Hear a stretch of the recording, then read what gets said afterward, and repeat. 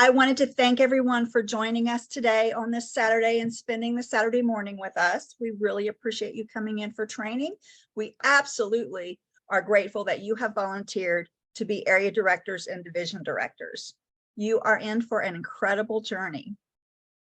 I'd like to talk to the area directors first. I was an Area 33 director a couple of years ago. That was absolutely my most favorite role so far. I thoroughly enjoyed being an Area 33 director and visiting the clubs, building those relationships. Now you will find you are required to visit those clubs twice a year. However, you are going to find that you are going to build lasting relationships if you visit them more than that.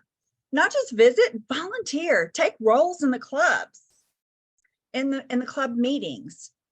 Make yourself useful. They will appreciate it more than you know. I still have many of those relationships. Now I still visit clubs that I was an area director for or a division director for. And I am invited to picnics and Christmas parties. I'm helping with a youth leadership program in one of those clubs. So build those lasting relationships. You will not be sorry that you did that. It's the same for the division directors. You are going to have an incredible time being a division director. And if you build those relationships, you will not be sorry. There will be lasting relationships. And then it's just a twofold. You go to visit their meetings, you volunteer, you make yourself presentable and help them. They may not want your help, but don't go in there as I'm taking over. I'm going to tell you what you're doing wrong and you need to change this. Don't go in there with that attitude. Go in there as you are a servant leader and you are there to help them in any way that they need. That is the best advice I can give you for being an area director or a division director. I wanted to talk a little bit about the district calendar. Does everybody know how to get to the District 37 calendar? That is your most useful tool. No, I have no idea. Okay, it is an underutilized tool. It is, let's see if I can share my screen. Whoops, maybe not.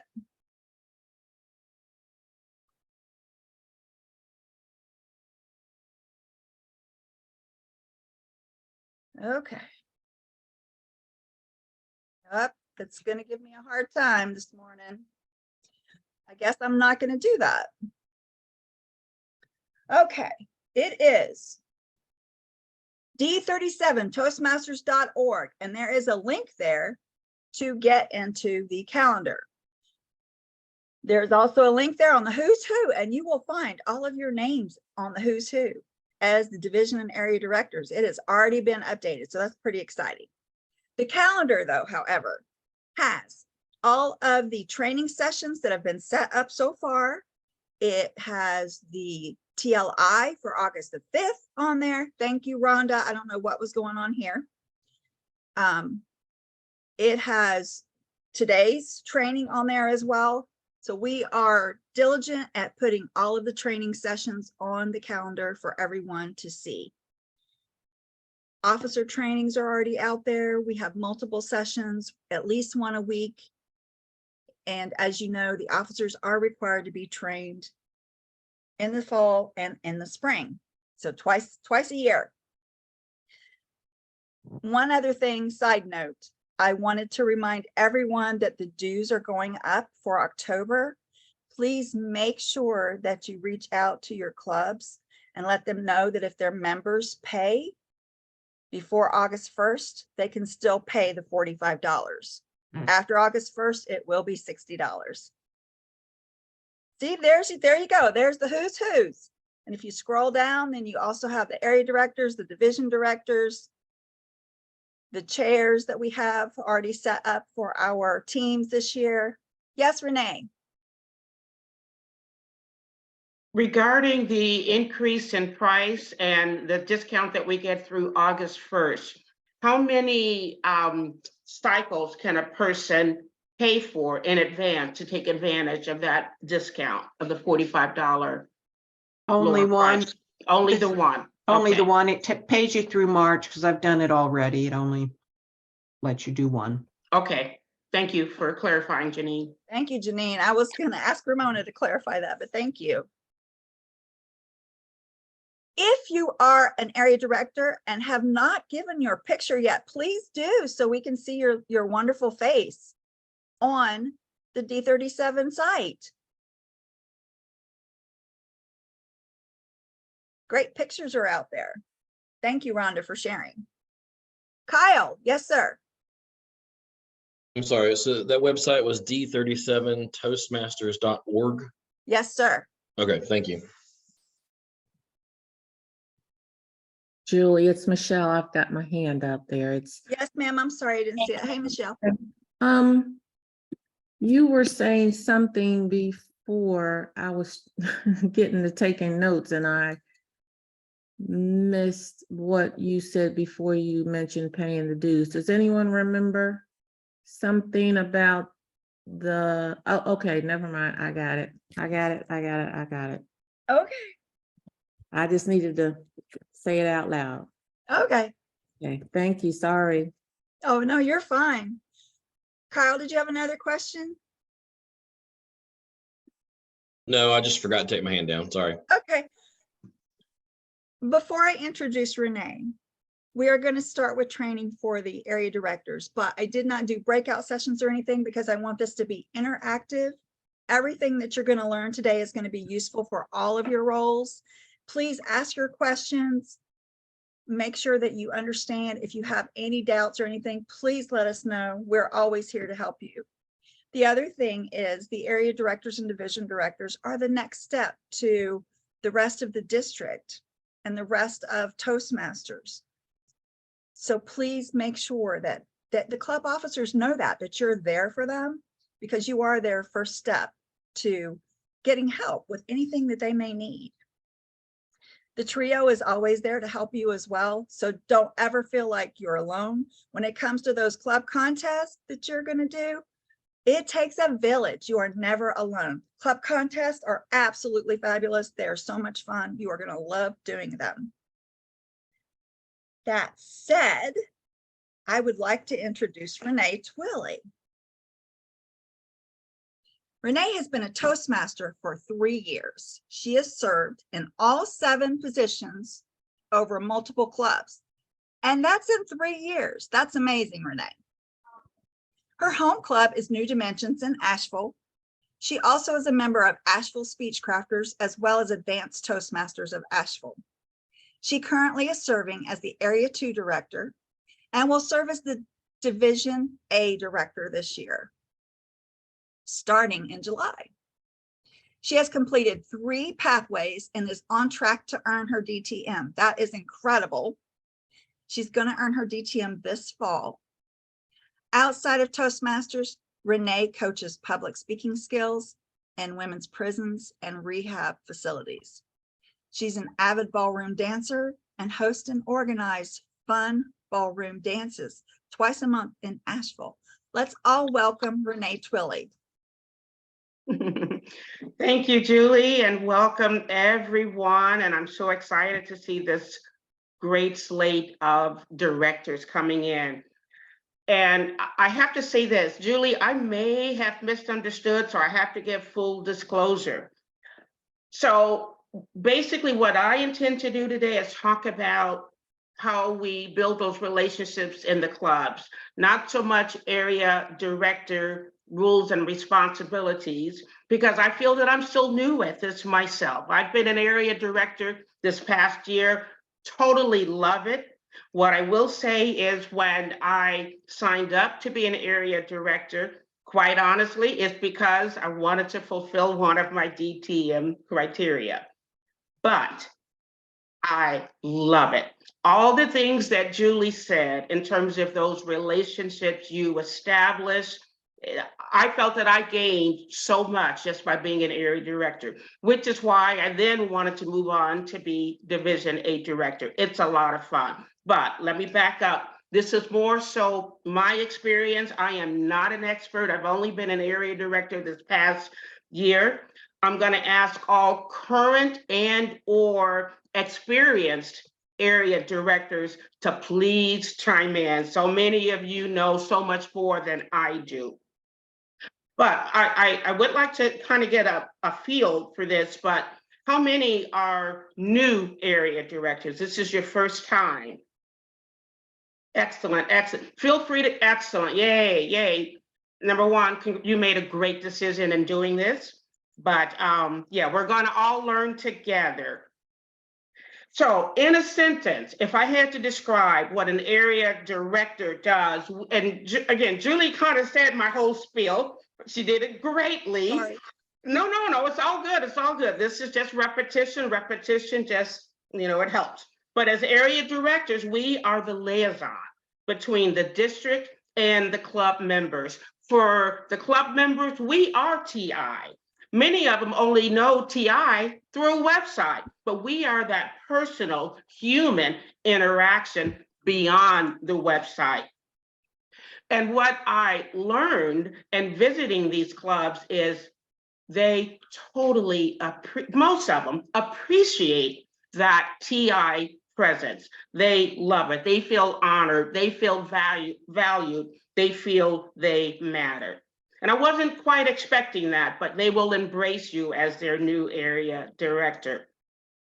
So our role as area director is to understand the strength, the quality, the vibrancy of the club, and to help navigate solutions for improvement or new ideas through district resources. That's what we do. Now, for some club members, being a Toastmaster is all about speeches, evaluations, and maybe a fun networking environment. And that's all they want. They're not looking for much beyond that, much beyond the club level for some of them. And quite honestly, that was me. I've been a Toastmaster for 3 years. My first year, I could care less about things going on beyond my club. But that's what we're there for, to just kind of enlighten them and bring that presence to them, because we know there's so much more beyond the club level that these Toastmaster members can learn from and can benefit from. So again, that's where we come in as area directors. Now, and again, Julie alluded to this, and it is so true. Will all clubs embrace this level of TI involvement? Absolutely not. But our role is to encourage, well, to number one, be present and available and approachable, number one. But number two, to encourage them, to motivate them, to inform them, and to inspire them. And I had a meeting yesterday, which Julie attended, and someone made this comment: we are never, ever, ever, ever, ever to badger them. We just want to inspire and motivate them. So what is expected of us as area directors? Multiple club visits. That's how we get to know the clubs and their members and their needs and their strengths. There's a minimum of 2 that's required. But as Julie said, the more you visit, the more you know, the more you interact, the more you engage, the more you build that trusting relationship. But specifically, 2 at a minimum. And then at a minimum, you want to submit what they call the area director club visit report. That's something you do online. They kind of make it easy. They lay it out what you need. And I'll go into that a little bit. I've got a file that I want to share with you. We do that near the beginning of the fiscal year and then near the end of the fiscal year. So know those deadlines and commit to those deadlines, and don't wait till the deadlines, get them in early. And then something else we should be doing as area directors is what we call the area council meetings.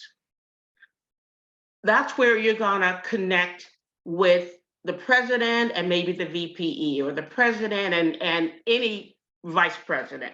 But you want representation from each club, so that again, from an executive perspective, you're discussing ideas and goals and challenges as it deals with the different clubs.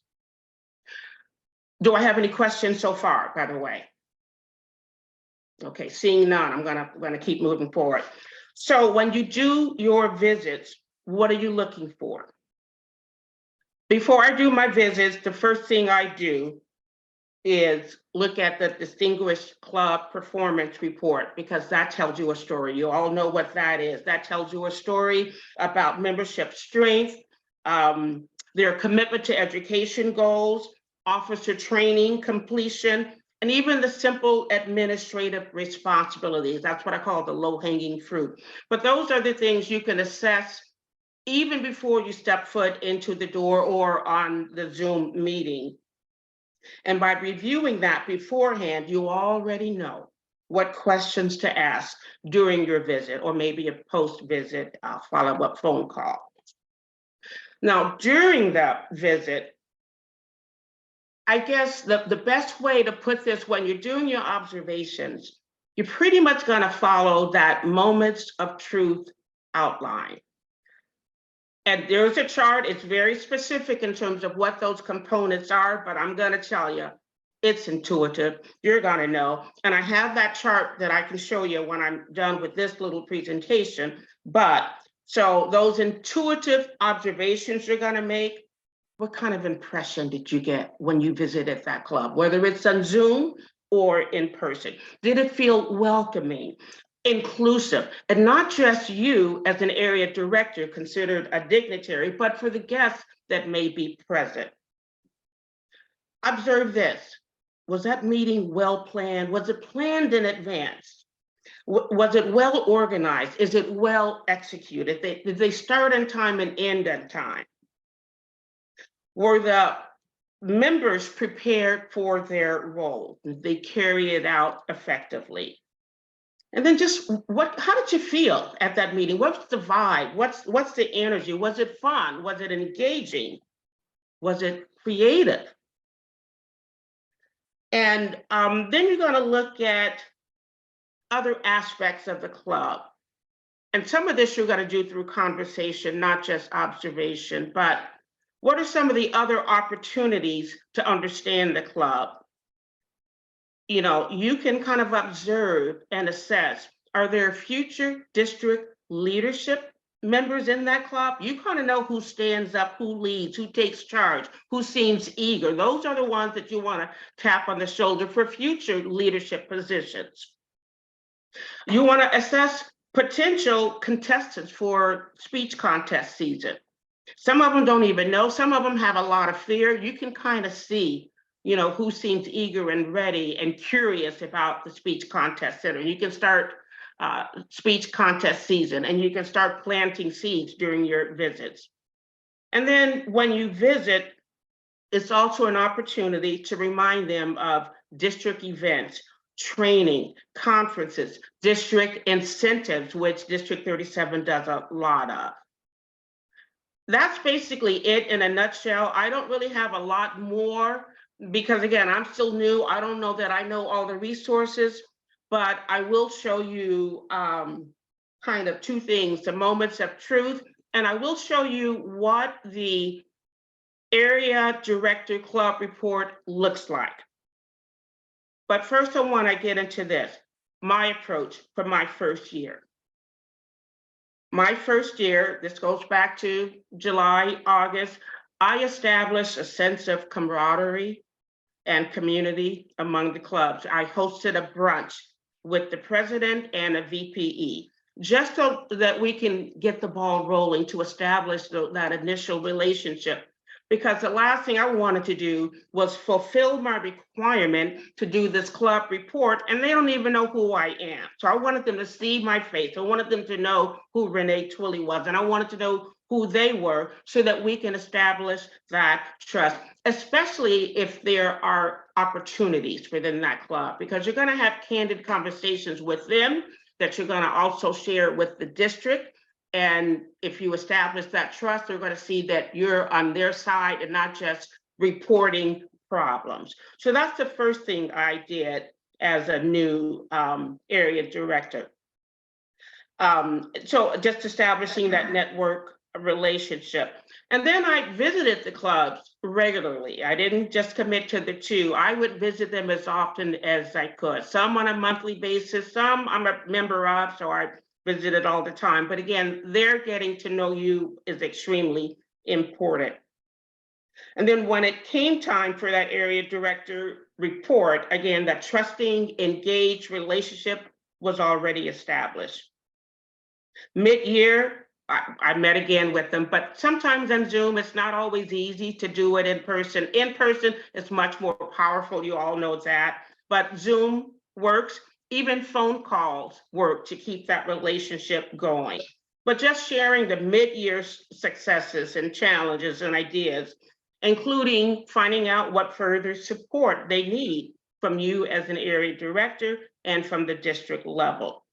At the end of the year, we just did this yesterday, and Julie was a part of that, but I finished my 2nd round of area reports, but I also had an end of year celebration.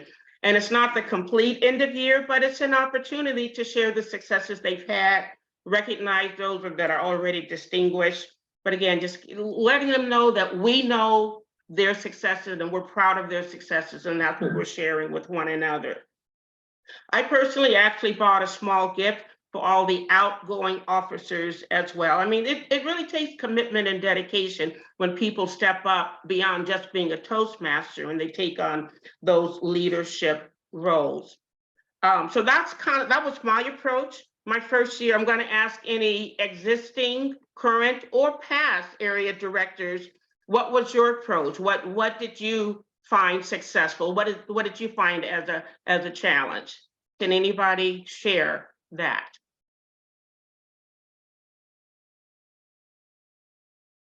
Seeing none, I think. Seeing none, I'm going to. Are there any questions? Okay, so I'm going to share 2 files with you. Let's see if I can pull this up. I'm going to first pull up the area director report. Hold on a second. Yeah, here we go. Area director report. All righty. Can everybody see that? Now, for me, Julie, I was surprised to see this report because this looks different than the one that I used this past year. Can anybody enlighten me as to why this is different? I don't know if this is something old or if this is a brand new report. I was looking at that as well, and I am not certain, but it does look different than last year. I think it's Can you scroll down? Yeah. I will scroll down. So yeah, basically when you do the reports, you're going to look at moments of truth criteria. I'm going to keep scrolling down. You're going to score them. How well did they exemplify the qualities of first impressions? 1 to 5, 5 being the highest. If it's below 3, you want to give some comments. You can give comments either way. I always give comments either way. And Renee, yes. Kyle has a question. He has his hand raised. Okay, Kyle, I'm sorry. Thank you for letting me know that. Yes, Kyle. No, not a problem. And I apologize if this stuff's going to be covered later on in the meeting. Just tell me. I am brand new to this, so a lot of the stuff you're telling me, I have no idea what you're talking about. Where do we find these documents? Good point. Thank you, Kyle. Yeah, you're going to find it under district leadership. You may not have access to that right now, Kyle, until the beginning of the new fiscal year. Is that correct, Julie? Yes. Yeah, you may not Where is have district leadership? In the TI website. It's going to be on your profile. You're just going to Okay. scroll down. You're going to see Club Central. You're going to see District Central. Okay. And All there's right, going to be yes, I'm so glad you raised that because yeah, I'm making some assumptions on that. But yeah, all of these tools you will find once you get loaded into the TI as a new area director. You're going to find all kinds of reports. You're going to be able to look at all the clubs within your area. You're going to be able to find who your club officers are. I believe you're going to even be able to get all the members within each club. So a wealth of information that will be available for you, Kyle, once you're loaded in as an area director. But that won't happen until July 1. Okay, so this is the report. And again, this one is different. I hope this is a new one because it actually looks even easier than the original one that I did this past year. But so all kinds of criteria. And again, a lot of this will focus on what they call moments of truth. And I've got another file that I will want to show you. And again, all of this you'll find in resources in TI. But Renee, Misty yep. has her hand raised. I'm Thank trying you. to watch her hands raised for you. Thank you. Misty. So I apologize for the noise. First off, you guys are traveling with me today, so I'm Okay. sorry. I have a quick question because I am going to be traveling again, so I'm listening and I'm watching, so I know I won't be able to interact as much. For meeting dates and times for all of the clubs, is that located as well on Toastmasters under the District Central, or is that where we would go to find that?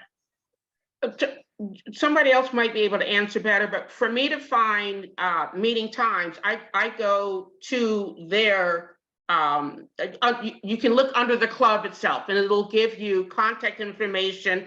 It'll give you their meeting times, dates, location, whether it's Zoom or online. But yeah, that information is available in the TI website. I Yes, can cover that when I get to my section on the dashboard. I'll show how they can go and get that information. Okay, yeah, there might be simpler way, easier ways to navigate through that. Great question, Misty. Thank you. So I'm not going to go through all the questions. This whole process takes me about hold on, let's see here, about 20 minutes to do. I think they advertise maybe 30 minutes. You can get it done in 10 minutes. It really doesn't have to take that much time, especially if you've done your visits beforehand. Well, if you've done multiple visits beforehand, I should say, so that you get a better feel. Because you're not going to always find evidences pertaining to these questions in one meeting. I think it takes multiple meetings and some conversations, but this is basically, it's a rating system and it's going to score the club. So I'm just going to keep scrolling down so you can see, but it's 7 pages. And again, it's your observations based on moments of truth and based on how they stack on the distinguished performance report. Okay, any questions on that? I'm going to stop share. Renee, can you clarify with the area directors that this is automated? Okay, this is automated. It's an online program. You just fill in the. They see the 7-page PDF and like, oh my God, I got to fill that out. It's all Yeah, no, automated. You're typing it in and then you hit submit and boom, it's done. Right. Thank you, Ramona, for yeah, it really is. It seems overwhelming. Once you start, you'll fly right through it. They make it so easy. They make it so easy. Thank you for pointing that out. The other file that I wanted to share with you. Renee, I'm going to interrupt real quick. Yep. You can Google this report and you can also Google each club to get their club information. I know Rhonda's going to cover that, but you can Google clubs as well. Their club meeting information. Yeah. Okay, so moments of truth. And many clubs do go through this formal process of moments of truth, but this is some of the criteria you want to look for when you do your visits. So I'm going to start with this first box on the left, first impressions. You know, was everybody greeted? And did they do introductions of everybody? Is there a system where guests can sign in? Even the meeting location. Are guests invited to join in and participate? That's first impressions. The meeting organization in itself, was the agenda published in advance? Did it begin and end on time? Were table topics creative and fun and inclusive? Were the evaluations positive and helpful? And are you going to remark on each and every one of these criteria? Probably not, unless you're an overly, eagerly ambitious person, and you're welcome to, but make it easy on you. Make sure you're, the highlights of what you see that really make a difference. Membership orientation. It would be so cool as an area director if you know that they're gonna induct new members. And is there a ceremony? Is there a pin that they get? What kind of recognition do they offer for that? Membership strength, again, that you'll see on the distinguished performance report. But when I look at membership strength, I don't just look at how many members shows up on TI. I look at how many members actually attend their meetings, because sometimes there could be a big difference between the two. And are they having regular membership building programs? Are they promoting the club within their community, or if it's a corporate club within the organization? And what they call fellowship, variety, and communication. Are they having social events? What I find about the most successful clubs are the clubs that have social events, and that helps big time when it comes to retention. So it's not just recruitment activities like open houses, but are they networking with one another in the meantime, in between time? That helps retention. Renee, Michelle Bennett has her hand raised. Hi, Michelle. Yes, thank you for pointing that out, Julie. Yes. Would I hear you say we can see how many times members are attending meetings? I didn't say that, but when you're visiting, you get a feel for whether you might have a club that has 20 members according to TI, but you go to the meetings and there might be 4 or 5. Right. You'll get a feel for that level of engagement and participation. I'm not suggesting that there's a report. I wouldn't go that far, but this is more so your observation, your assessment. Okay. And I'm comparing the two. I think that makes a big difference. Yes, thank you. Yeah, thanks for that question. Hey, can I ask a question? Yes, of course. This moment of truth, we're not necessarily referring to it being in an area report. Is some of it more in terms of how we work with them? Because I wouldn't know simply sitting at the meeting, for example, whether they're promoting their club, all of that. I might get a general feel, but not really. So all this moment of truth is a combination, or do we list it in the report? No, in the report itself will have the report. How can I put it?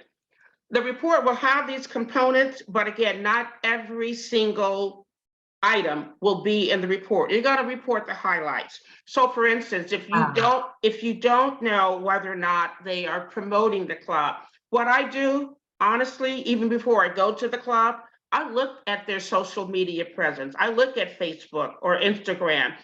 Or some of them are posting in District 37.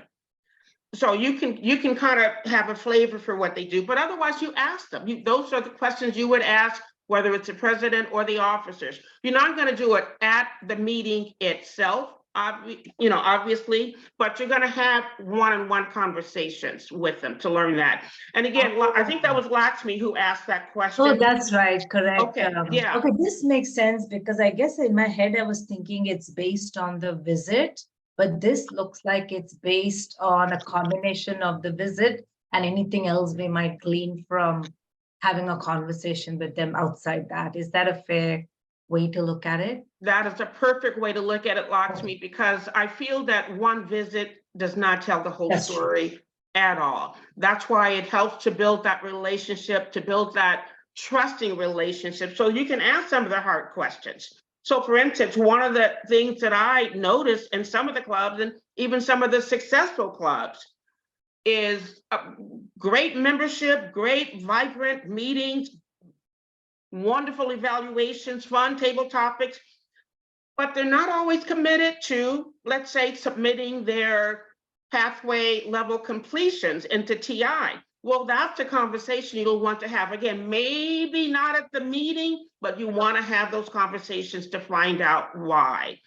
So there's some things you're going to just see from visit to visit. There's some things you're going to just discover after a few visits, there's some things you're gonna become aware of because of conversations. And don't be afraid to have those conversations, those difficult conversations. Some of them, you'll find that some of them don't even attend the officer training. You don't want to badger them. You're going to want to know why. And you're going to want to encourage and inspire or get their ideas. Why? What are the barriers? And bring those ideas back to the district. So there's so much we can learn when we have that interactive, personal connection with them. It has to be more than a report. And that's why it has to be more than, yeah, I want to get my DTM. It has to really do justice to the club and to yourself. It has to be more than a checkbox to get the DTM criteria.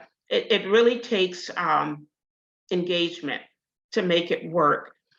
And I think the more we can do that as a leader, I see your hand, Mary. The more we can do that, year to year, we see what happens with our membership. It's a struggle. But I know that if we had more area directors specifically and division directors interacting at the club level, we're going to engage more and more and more of them. So, they're going to be more excited, to be more participative, to do the training. That's what we do. We are the cheerleaders for them. But you can't do it all in one visit. Mary, your hand was up. Yeah, I just wanted to share when I was the area director, but this was pre-pandemic when everybody was in person, but I would let them know when I was coming, and the first time wasn't the visit. The first time was just to introduce myself and to let them know. I gave them a copy of what the visit was going to be looking for, and also let them know that it's not necessarily that I'm a mystery shopper or anything. I'm there as a resource to help them. I'm their connection to the Toastmasters International. So it's a partnership, and you're there as a resource to help them to be better, to build their club, make a better club. So you said that perfectly, Mary. And I love the comment you made when you let them know you're not there to be a mystery shopper, because that's what, many of us worked in corporate America.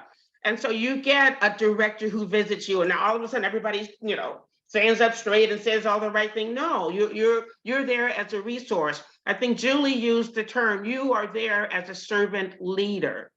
And and then giving them a heads up. I don't always do that, but I should. Just my schedule, I don't always let them know ahead of time, but I should. I think that's a good technique as well, Mary. Thank you for sharing that. Ray, Mhm.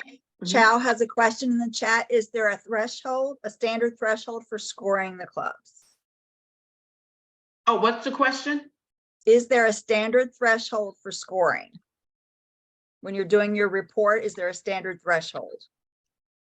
I'm not aware. I'm not sure I understand that question. When I think of threshold, I think of if any club gets to 3 or less, that's an opportunity that you want to address. If it's 4 or 5, then you want to talk about,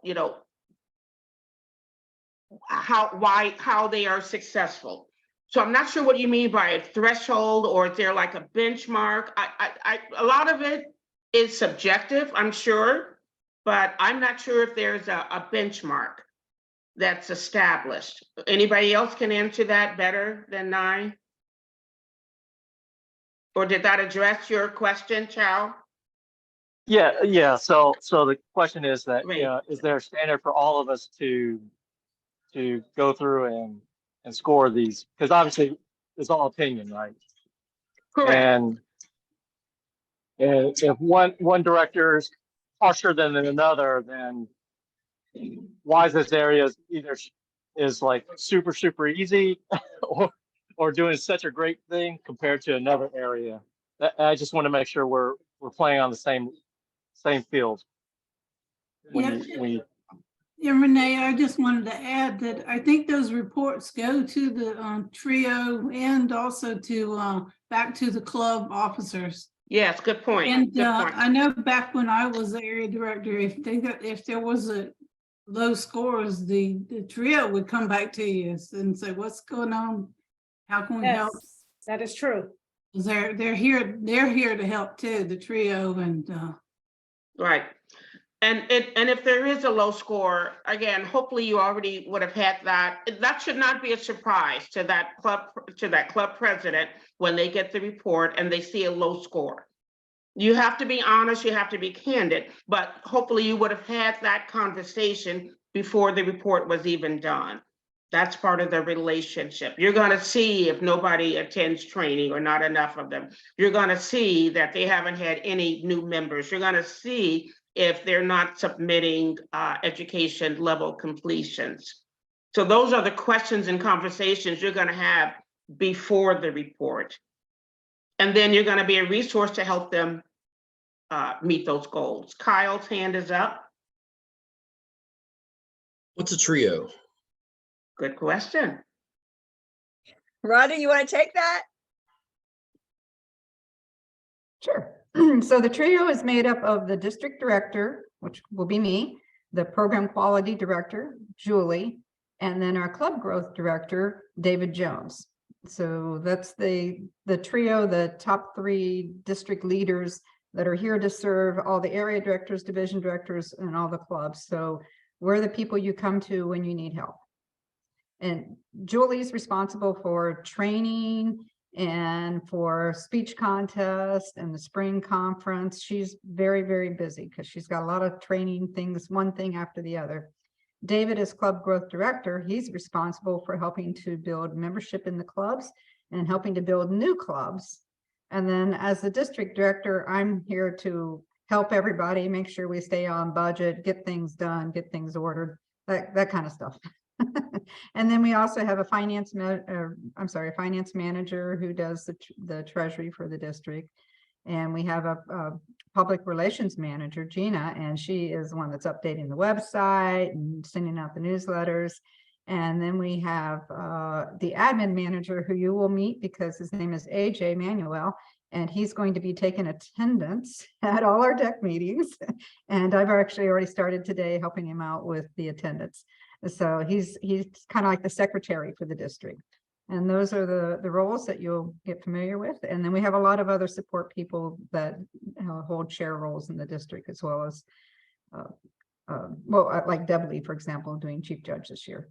So hopefully that answered your question. Okay, so I pretty much talked about the visits, the club visits, and your role as that liaison and establishing those relationships and being that communication link to the trio.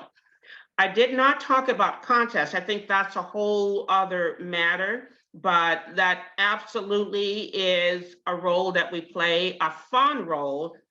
But I think we can address that hopefully at another time. There's just too much to get into that, but I had a lot of fun serving as contest chair and coordinating as, you know, the area contest. You'll have a lot of fun, and that's another excellent leadership opportunity as area directors that you will have. Any other questions, ideas? We will cover contests at a later date, and we'll have a whole many training sessions on that as well. Good, good. Yeah, that's a lot of fun. Yeah. All righty. Can I turn it back over to you, Julie?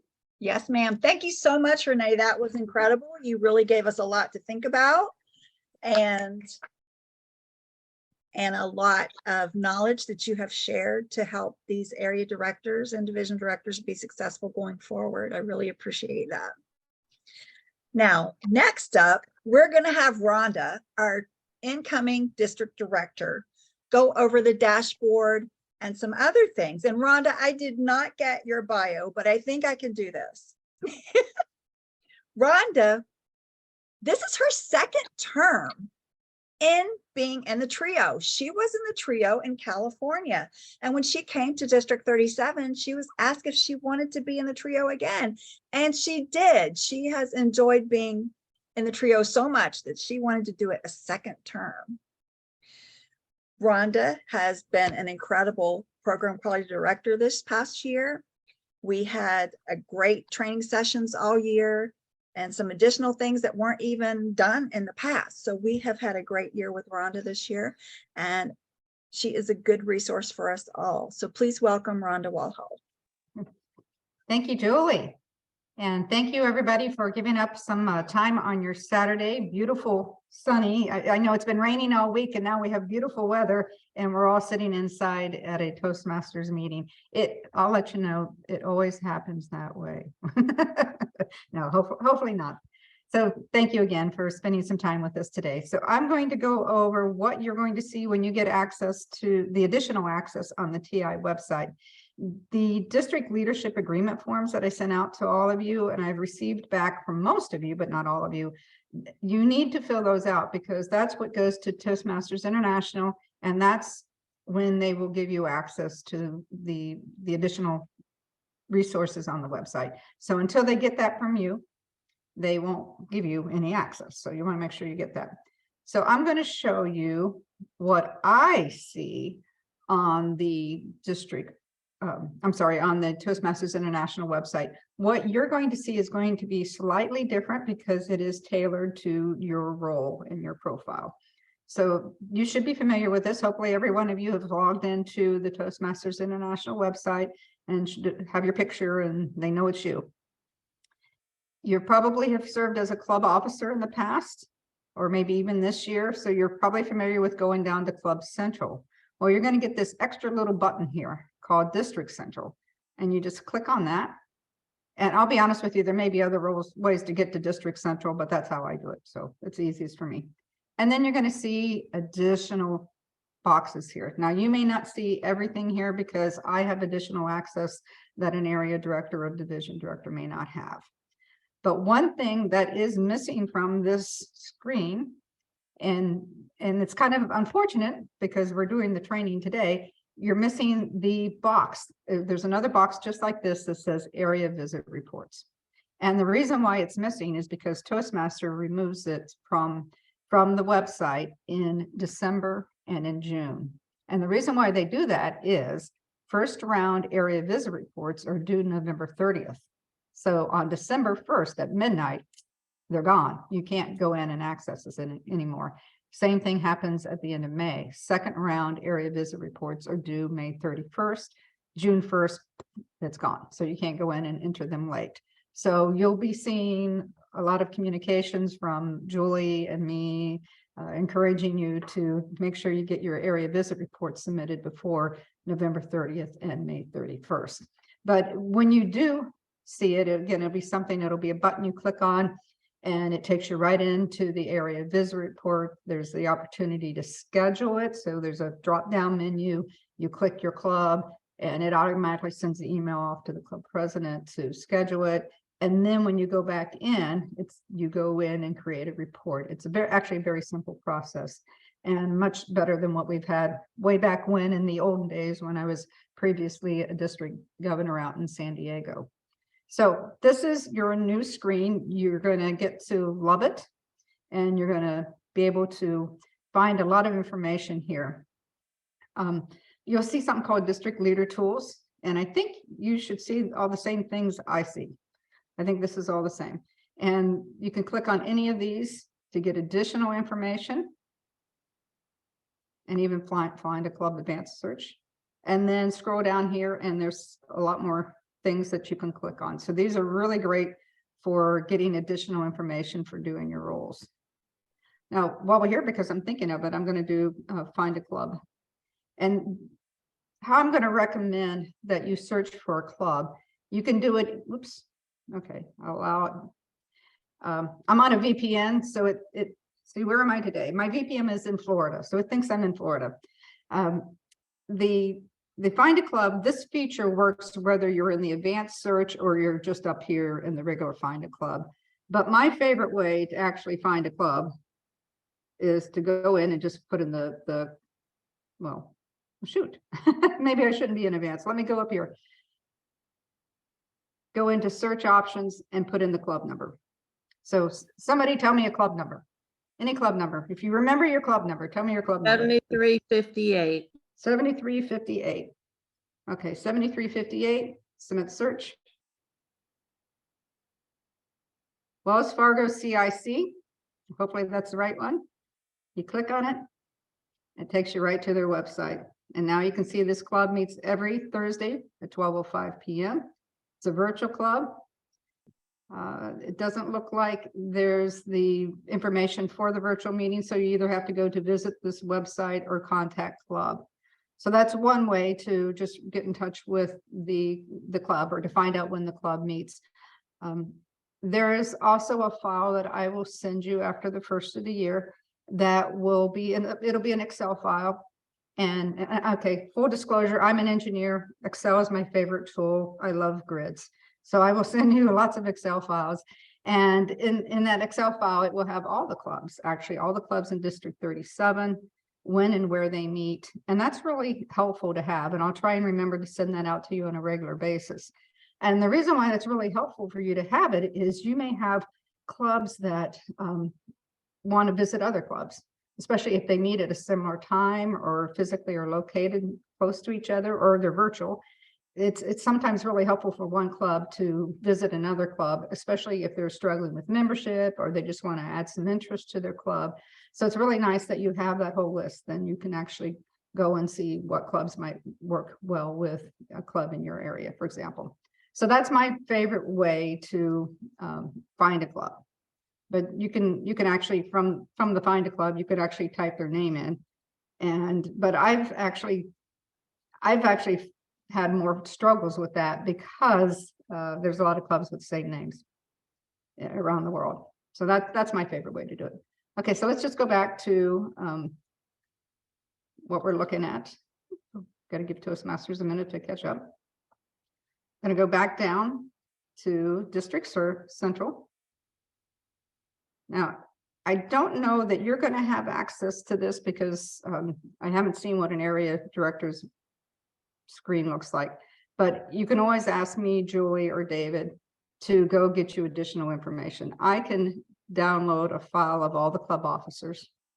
And actually, we'll be doing this a lot over the next couple months as the clubs are submitting the new club officer lists because we need to give them credit as they attend club officer training.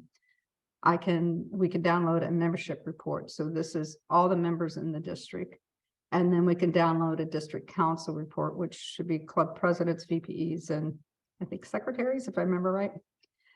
You probably won't ever see that report. You don't really need that. Now, the thing is with these membership reports and club officer reports, it does contain their contact information. So it's somewhat private information. So we're not just going to go be blasting it out there to everybody. I'll be a little more sensitive. And also when you do receive it, please be very careful to protect that information because again, it's a lot of times it's people's personal emails, it's their mailing addresses. So as you can see, you probably don't want yours out there for the whole world to see. But at any time, if you feel that you don't have that information and you need it, reach out to Julie or to me or to David, and we'll make sure that we get it to you. So let's all go to what we call dashboards. Now, hopefully every one of you is familiar with your club dashboard. And actually, I'll just go over to clubs. And, oh, I guess I need to do that first. Let me pick my club. I'm a member of a club that is just achieved distinguished status. I don't know. Yep, it just did it. Okay, we're very excited. We just added enough members on Friday to achieve distinguished status. This is a club that was down to 3 members when I joined in March of 2020. And look, we're distinguished. And Ray Fuller got credit for being a club coach for this club. You're probably familiar with this. As a club officer, you've seen this at your club level. So it's, basically tells you about your club. It's Region 7. Ramona's our Region 7 advisor. We're all in District 37. This club is assigned to Division D, Area 31. We started out our membership base at the beginning of the year with 8. We're up to 11.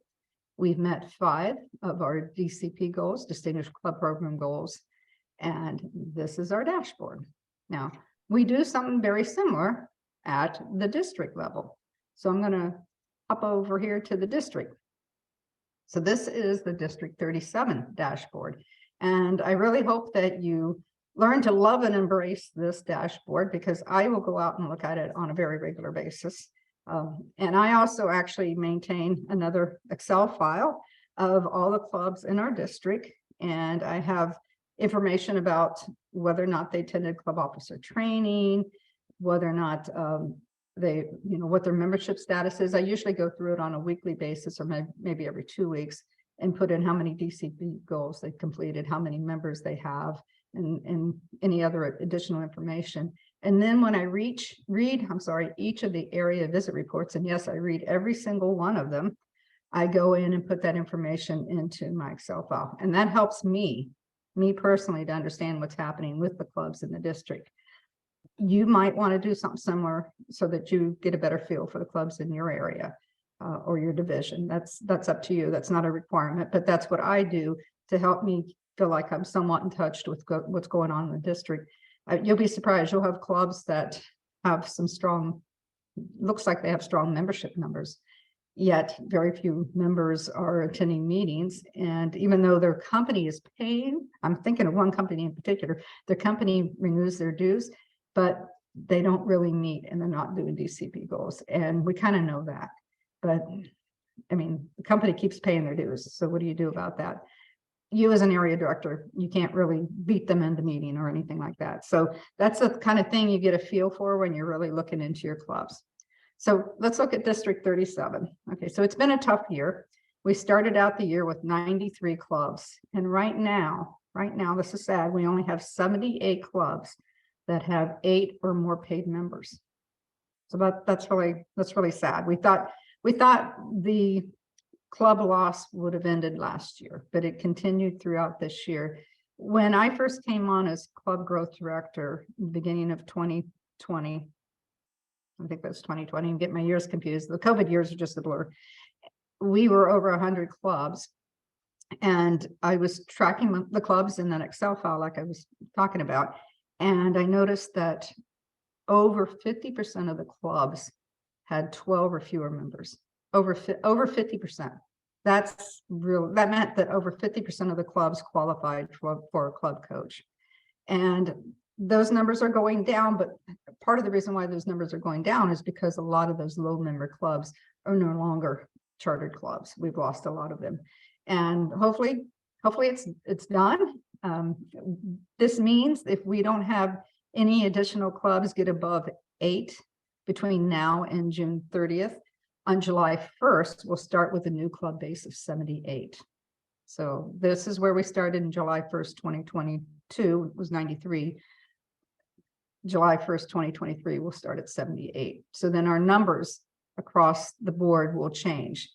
When we go over to membership payments, these are membership payments, are not members. So a membership payment is, there should be 2 per year. So if you want to do just a rough estimate of how many members we have in District 37, we have roughly 1,500 members. And that's not an exact number because not everybody renews both times. We have new members, we lose members, for example. So those numbers bounce up and down. We're sitting at 2862 right now, so we're not too terribly far off from our base, but we are below our base. And then when we go over to distinguished clubs, we only have 25 clubs in the district right now that are distinguished. And it's not that they're not working the distinguished club program and giving those pathway speeches, it's membership. Membership is just not there with so many clubs not having 8 members or more. It's hard to get that percentage of distinguished clubs. When you talk about distinguished club program, we also have a distinguished district program. And that's what these numbers are down here. For example, Toastmasters, in an effort to make things easier on the districts for this year and for next year, they changed the distinguished district program and the club program as well. So all we needed to do to meet the goal for paid clubs was not lose any clubs. So if we started the year with 93, if we could end the year with 93, then we would have met that goal. But right now we're sitting at 78, and it isn't likely that we're going to get to 93 between now and June 30th. Likewise, for payments, just a slight increase. We need to go from 3027 to 3058. I mean, that's actually possible, but not likely since we're down to a week. And the distinguished clubs, I'm holding out hope. I'm not going to give up to the end that we'll have some more clubs come through and get those last educational submitted or whatever it takes to get the club to distinguish. So I'm still holding out hope there. But that's kind of, yes, I'm sorry. Do we have questions? Albemarle Corporation did send in all their charter paperwork this week, so we will have another club added to our existing club, and they are starting with 40 members. Whoa, yeah. Which corporate club is that? Albemarle Corporation. Albemarle. Okay, fabulous. That is just really, really wonderful to hear. Yes, So then exciting. that will go to 79, and that will go to a little over 3,000. I mean, 2,900. So Yeah. fabulous. That's really good news. So we'll talk about where that gets aligned then, because I have my concerns now about Area 31. We may need to put that club in Area 31. Right. So, okay, excellent. So that's kind of, we'll go into more detail as we go forward, talking about the Distinguished District Program and Distinguished Area and Division programs. I don't want to overwhelm you with that. There is information in the District Leadership Handbook, and I think Julie said she's already sent that to you, but we will talk about it more and more as we go along. But I want to talk about what's in these screens here. So we have district performance, division and area performance, club performance, and club status. So we've just talked about what's up here and what all this means. Well, what's down here is more information at a district level. Actually, I'll go ahead and expand it all.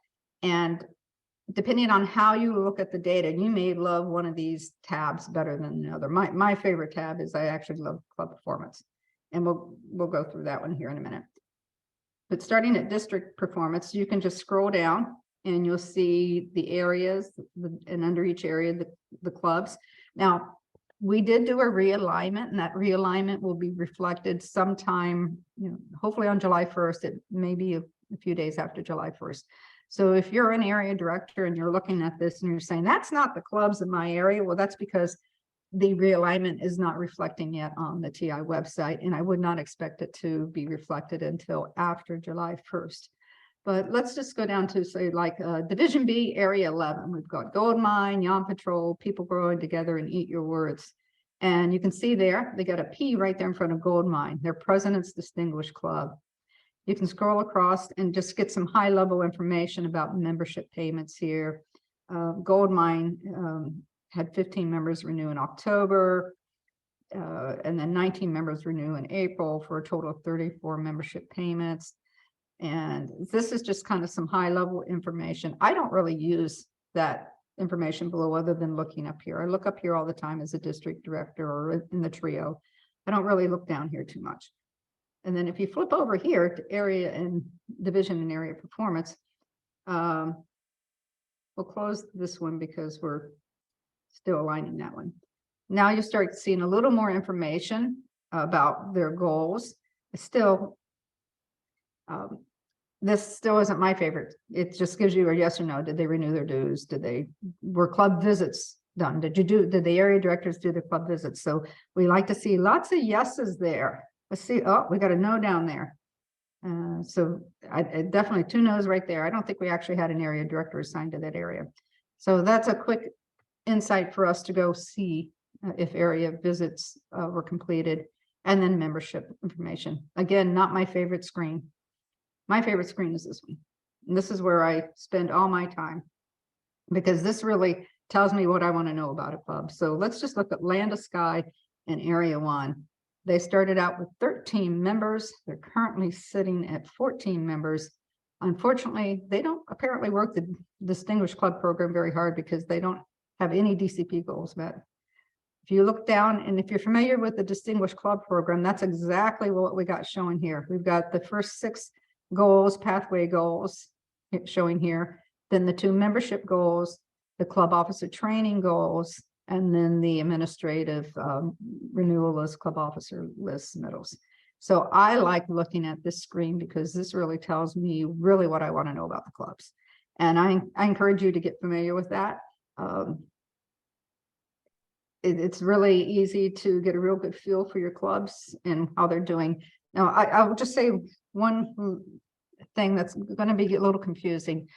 We have clubs that have been suspended that are going to still show up on our dashboards for a little while.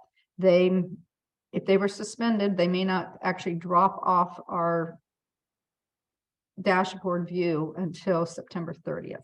And that'll get a little confusing for you if you've got a club in your area that's suspended, but you know, they're not an active club, meaning they are actually suspended. You don't have to do an area visit unless the club is trying to come back to life. If they're coming back to life, then that's a whole different thing we'll talk about. But just letting you know that I provided the list of clubs that are going to be in your area. Those are the only clubs that are going to be in your area unless we charter one, or unless a club closes and gets suspended. But if you see some other club that's in there, it's like, wait a minute, I don't know about this club. It says suspended. Don't worry about it. It'll eventually go away. It just lingers there on the dashboard for 6 months, and we just have to kind of ignore it. But anyhow, if you have any questions, please reach out to me or Julie or David, and we'll get that clarified for you. So again, get familiar with this screen. Now you can drill down into a club. The best way to do it actually is just to click on the club you want to talk about. So these are all hyperlinks. And these are the club numbers. When I mentioned my favorite way to look for a club is to enter the club number. Well, here's the club number.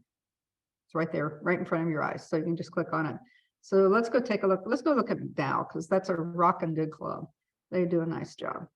Okay, so we've got drilled down into McDowell. So now you're seeing exactly what the club officers would see when they were looking at their Distinguished Club program dashboard.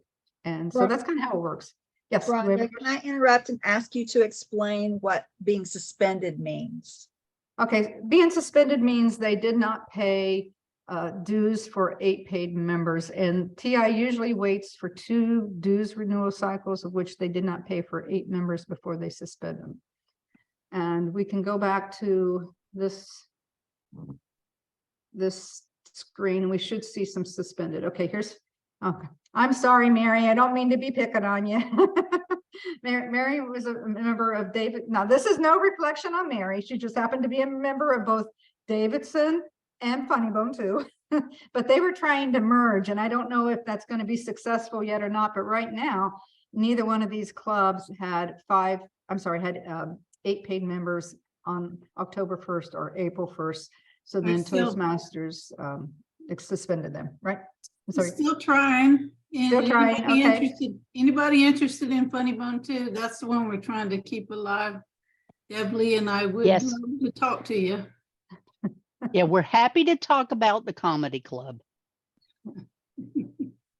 So yes, hopefully we can save one of those, and then we'll still have 4. Well, it looks like we did move a club into this area. It's not reflected here, and I don't remember which club it was off the top of my head, but area 14, it looks like right now, it looks like it's losing 2 clubs, gaining 1 club, will only be at 3 clubs. We needed to have a 4th club to be a viable area. So Julie and David and I and Jody actually will figure out where to put the new clubs to make sure we have a strong area 14. And we're also very concerned about area 31. It's in a very similar situation, but we'll work through that. So, and before I go, you probably will also have access to some additional information over here. So there's some cool stuff. I'm not sure how much information you actually have, but I think you can get to all this. You can go to other reports. So here's some cool stuff over here. So if we go to daily reports, and I'm pretty sure you have access to this. You can look at, let's look at April dues renewal status. And okay. You can export it to Excel, so that makes people like me happy. or you can just kind of scroll down and you can do some sorting on club numbers and areas. Maybe that's a better way to do it. And then you can go and see if they paid their April dues renewal. Educational achievements. Let's sort on area. You can go see what your areas have been doing as far as educationals. Again, you can export this to Excel. So that's kind of handy. Let's go back. Let me go back. I'm trying to get back to the previous dashboard. Too many things open. Okay, let's just go back to. Okay, sorry about that. I think I went too far. Let me go back to my home. Back to District Central. I'm going to go back to Distinguished Performance Reports and then go down here and there's I'm actually going to go to additional reports. This is some fun stuff that was put together by a past international director. And when I was district director, he was kind of doing this on the side and we all loved him for it because as a district director, it was great, useful information. Well, TI finally figured out that the districts loved it so much, they added it to the TI website. So we can go down here to District 37 and now you'll find just some really helpful, useful information about your clubs. And so that's, I think that's the district's, his district summary. So this kind of shows where we are as a district relative to all the other districts in the world. We're not doing so well because of our club loss. Unfortunately, we're ranked fairly low in the world, number 110. Membership payments, distinguished clubs. So we're not doing so well this year, but I have confidence we'll do much better next year and we'll rank much higher. And here's just some great information about the areas and the clubs that need coaches. It's just a lot of additional information that's really helpful. And you have access to that, so you can go in there and that helps you, gives you more insight about your clubs. This really becomes more useful as the year goes on. At the beginning of the year, there's not a whole lot of information that goes into populating that. But as the year moves forward, you'll start seeing a lot more numbers that make a lot more sense. And then you might want to look at that from time to time.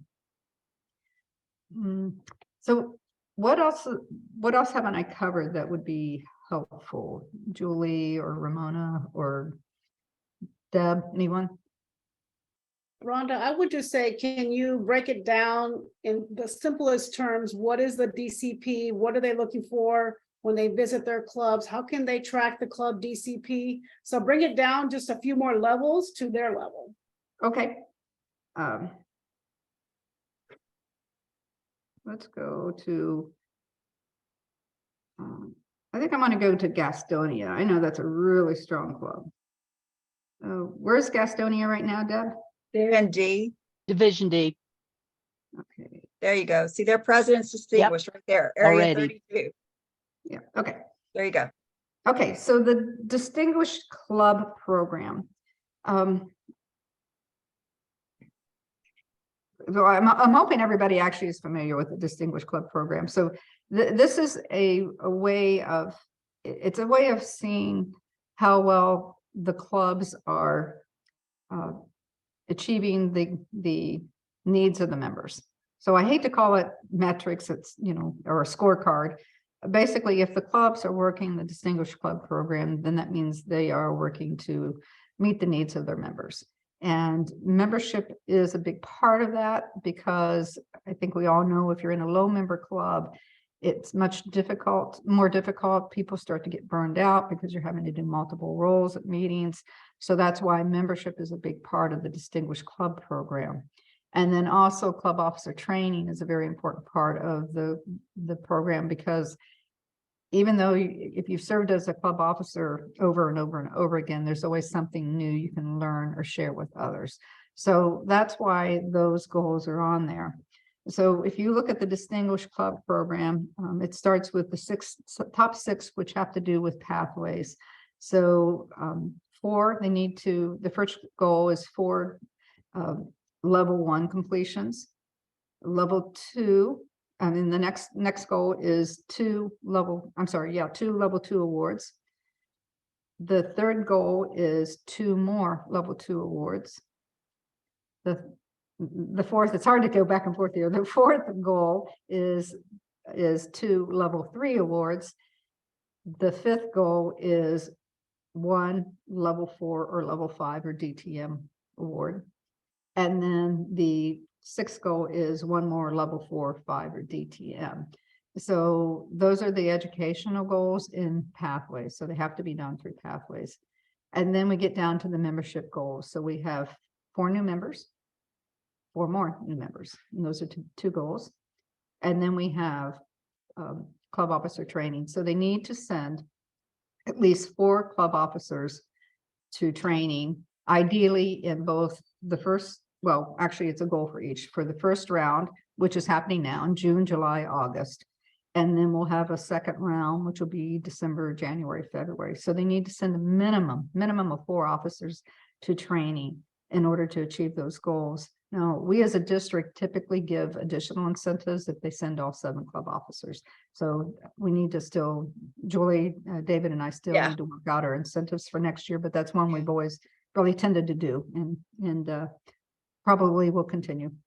And then they need to submit their dues renewals on time and their club officer list on time. And this is one thing that you'll find a little frustrating as an area director. You're trying to get to know your clubs and they disappear. And the reason why they kind of disappear is if they don't submit their club officer list by June 30th, they as the club lose access to the TI website. And then they actually fall off the club officer list and we can't even find them, right? So we have to go back to an old list and try and reach out to the old officers and say, submit your club officer list.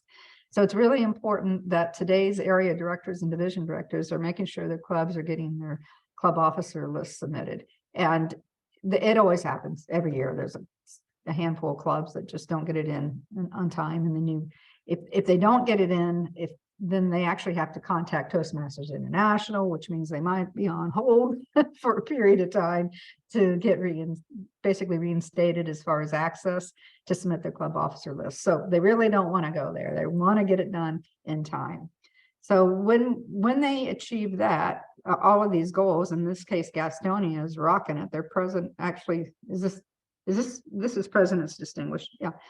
They've got all 10 goals met. So you can't get any better than that. And they have Rhonda, 20 members. Yes, Michelle ma'am. and Reggie both have their hands raised. Okay, I'm sorry. Who wants to go first? Let Reggie go first, because I need to step back just a bit.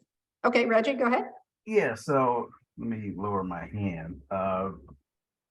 I just noticed when I started submitting the officer reports for the next fiscal year, some of our officers didn't come up on the pull downs, but I sent emails and everybody guarantees that they paid through a Cash App. But I'm like, how do I resolve this with, I guess, Toastmasters International? Okay, that is the first I've heard of that.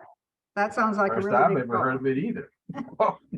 Yeah, because if they are not showing up on the list, then Toastmasters International doesn't think they have paid their dues. Correct. So Did the Ramona. treasurer not transfer the money to TI? So just because they paid on a Cash App, that treasurer still has to take that money and pay it into Toastmasters International. That's what I need to check on next. So, Yes, because we use PayPal at my home club, but I still have to move that money to our bank account and then go on TI and pay their dues. great. Okay. I recommend that you take care of that as soon as possible, because that's a huge issue for your club. Your membership is not going to show. What is your club, by the way? Progressive Toastmasters. Progressive. And does anybody remember where Progressive is? Oh, here they are. Got them. Okay, yeah, that would explain why it says you only have 5 members. Right. Okay, And so those are the only you, ones I can find on the pull down, myself and 4 others. yeah. So yeah, that's you're gonna get you're actually at this point one of this clubs that is, when I said we only have 78 clubs, you're one of those clubs that is considered a club that is not in good standing because you don't have Right. 8 paid members, even though your members have paid. So yeah, please go knock on the door of your treasurer. Hopefully you're not the treasurer. I'm not. I'm the outgoing president, becoming the DPE. Okay, I mean, that's very important, and I hadn't heard of that happening, so thank you for letting me know about that, actually. That could be happening to a lot of other clubs if for whatever reason the treasurer is not aware that they should Yeah. be aware that they need to transfer the money. Yeah. But yeah, so yeah, please take care of that, and hopefully your numbers will go up from 5 to something higher. Right. And Thank then you can submit your club officer list. Of the 5 that are showing, are there some of them club officers? Well, yeah, I mean, I see myself, I ironically see the treasurer. The people that I don't see are the current president, the sergeant at arms, and there's one other person that I don't see. And I'm like, this doesn't sound right. And I can't submit the new list until the president shows up. Yeah, so, yeah, you might want to get that taken care of right away. That's a Will good do. observation. Okay, thank you, Reggie. And I'm sorry, who had the other question? Was it LaTanya or? Michelle and then Michelle. Misty Mitchell. Okay, Michelle. Okay, my first question is, we have an ongoing issue with one member who's just not showing up in TI. And this has been going on for a little while now. Who can I reach out to in the district to help with this, maybe? I can call TI if you want to send me that information. Okay. All right, I will do that, Julie. And then my Thank you. other question was, and thank you, Rhonda, for presenting this information. You kind of go fast for me as I'm trying to take notes. My first time being a division director, but the report that you showed a report where it listed the club names, and then to the left of the club names, it showed D for distinguished or S for select distinguished. And I've been looking for that. Okay, so it's under district. Performance. And It's you can under all also- of, yeah. all of them, and even here, each one of these, even club performance. So these first 3 tabs, district performance, division and area performance, or club performance. Okay, You'll all see right. it. Yep. Okay, thank you. Uh-huh. Right. And Misty Mitchell. Thanks. Rhonda, I know we were talking about distinguished club programs, and I know the Lowe's Toastmasters Club reached President's Distinguished this week. We had one of our members finish out the last of theirs, but it is not showing their completion. Okay, which club is it? Submitted. It's the Lowe's Toastmasters Club. Lowe's. Okay, Lowe's. So did they? We submit did, and it's been submitted. It's been completed. Our Wait. president actually submitted for them, but it still shows that it's not there. Right. We Did they submit it in emailed. Club Central? You have to Yes. do it in Pathways and Club Central or it will not show Yes. up. We did. They submitted. The president submitted through Club Central, and it still doesn't show. And Okay, when did they do that? Tuesday. Tuesday? It should be showing up by now. Okay, so I'm sorry, which Yeah. And I apologize again. We're picking things up, but we It's Lowe's. actually checked it. It's Noah Bowen, and he submitted everything, and then our president actually submitted for him through Club Central, and then we went back in to check it, and the spreadsheet, it's still showing that he hasn't completed. So we sent an email, but I didn't know if there was another way that maybe we should approach that. It's Lowe's, Rhonda, and Misty, I can check on that if you like. Oh, that would be fantastic. He's so worried that he's not getting credit for his completion. Can And you that's a send level me 1? with that information? It is. It's his level 1. Yeah, I can send an email. You just let me know where you want it to go. Okay. Yeah, I mean, this is a very busy time for Toastmasters International because there are districts that are chartering clubs here in the month of June, of which actually our club, I mean, our district, we did the YL, Albemarle and what's it stand for? Young Black Leadership Association. Leadership Association. So we actually in District 37, we've only prior to June chartered 1 club. Now we're chartering 2 in June. And this is happening all over the world. So I don't mean to be making excuses for TI, but they might be behind. The dashboards, you'll see this also. not much is going to happen for like the first 2 weeks in July. And that's because they're finalizing, they're counting all the different pathways submittals that are done. And so that there might be a lag, but the important thing is to make sure that TI has that information so that you do get credit for 2023 year. And so Julie, you're going to help with that. So fabulous. Yes, I'll be glad to help with that. I've had to do that in the past. Renee Twilley has her hand raised. Yes, Renee. I was going to ask Misty for Noah, who is trying to get club credit for level 1 completion. Has he already had a level 1 completion, maybe in another path? He's one of our newer members, and he has just been amazing. He shows up to every meeting. He was actually voted into one of our officer roles. This is his first pathway. So I'm just trying to make sure that I can keep him engaged, keep him excited, because I think he's going to do a fantastic job. But Renee, you bring up a good point. You can only submit one level. So one level 1, one level 2, one level 3. You can't submit 2 level 1s if you're doing 2 pathways per club. So I hope that makes sense. Yeah, and this is his very first pathway. He has only been with us since April. That's incredible. So I'm going to ask Ramona a question. Can you think of a reason in the world why Toastmasters won't allow you to submit 2 level 1s? Not off the top of my head, I can't, no. I would have to say, and this has happened to me when I was in 4 or 5 clubs at one time, they don't want one person submitting all the awards, but then they do allow it if you're going to share the awards for different clubs. So yeah, I think that might be the reason, Rhonda, but I can ask. Because I've just known people that would do like the competent communicator manual over and over again. They were just out there doing it all the time. And there wasn't ever an issue with them getting multiple credits for the competent communicator manual. So I'm just kind of wondering really what the reasoning is behind that, because I can find out. Yeah, seems a little unfair for someone that's really rocking it, especially if they're working 2 different pathways.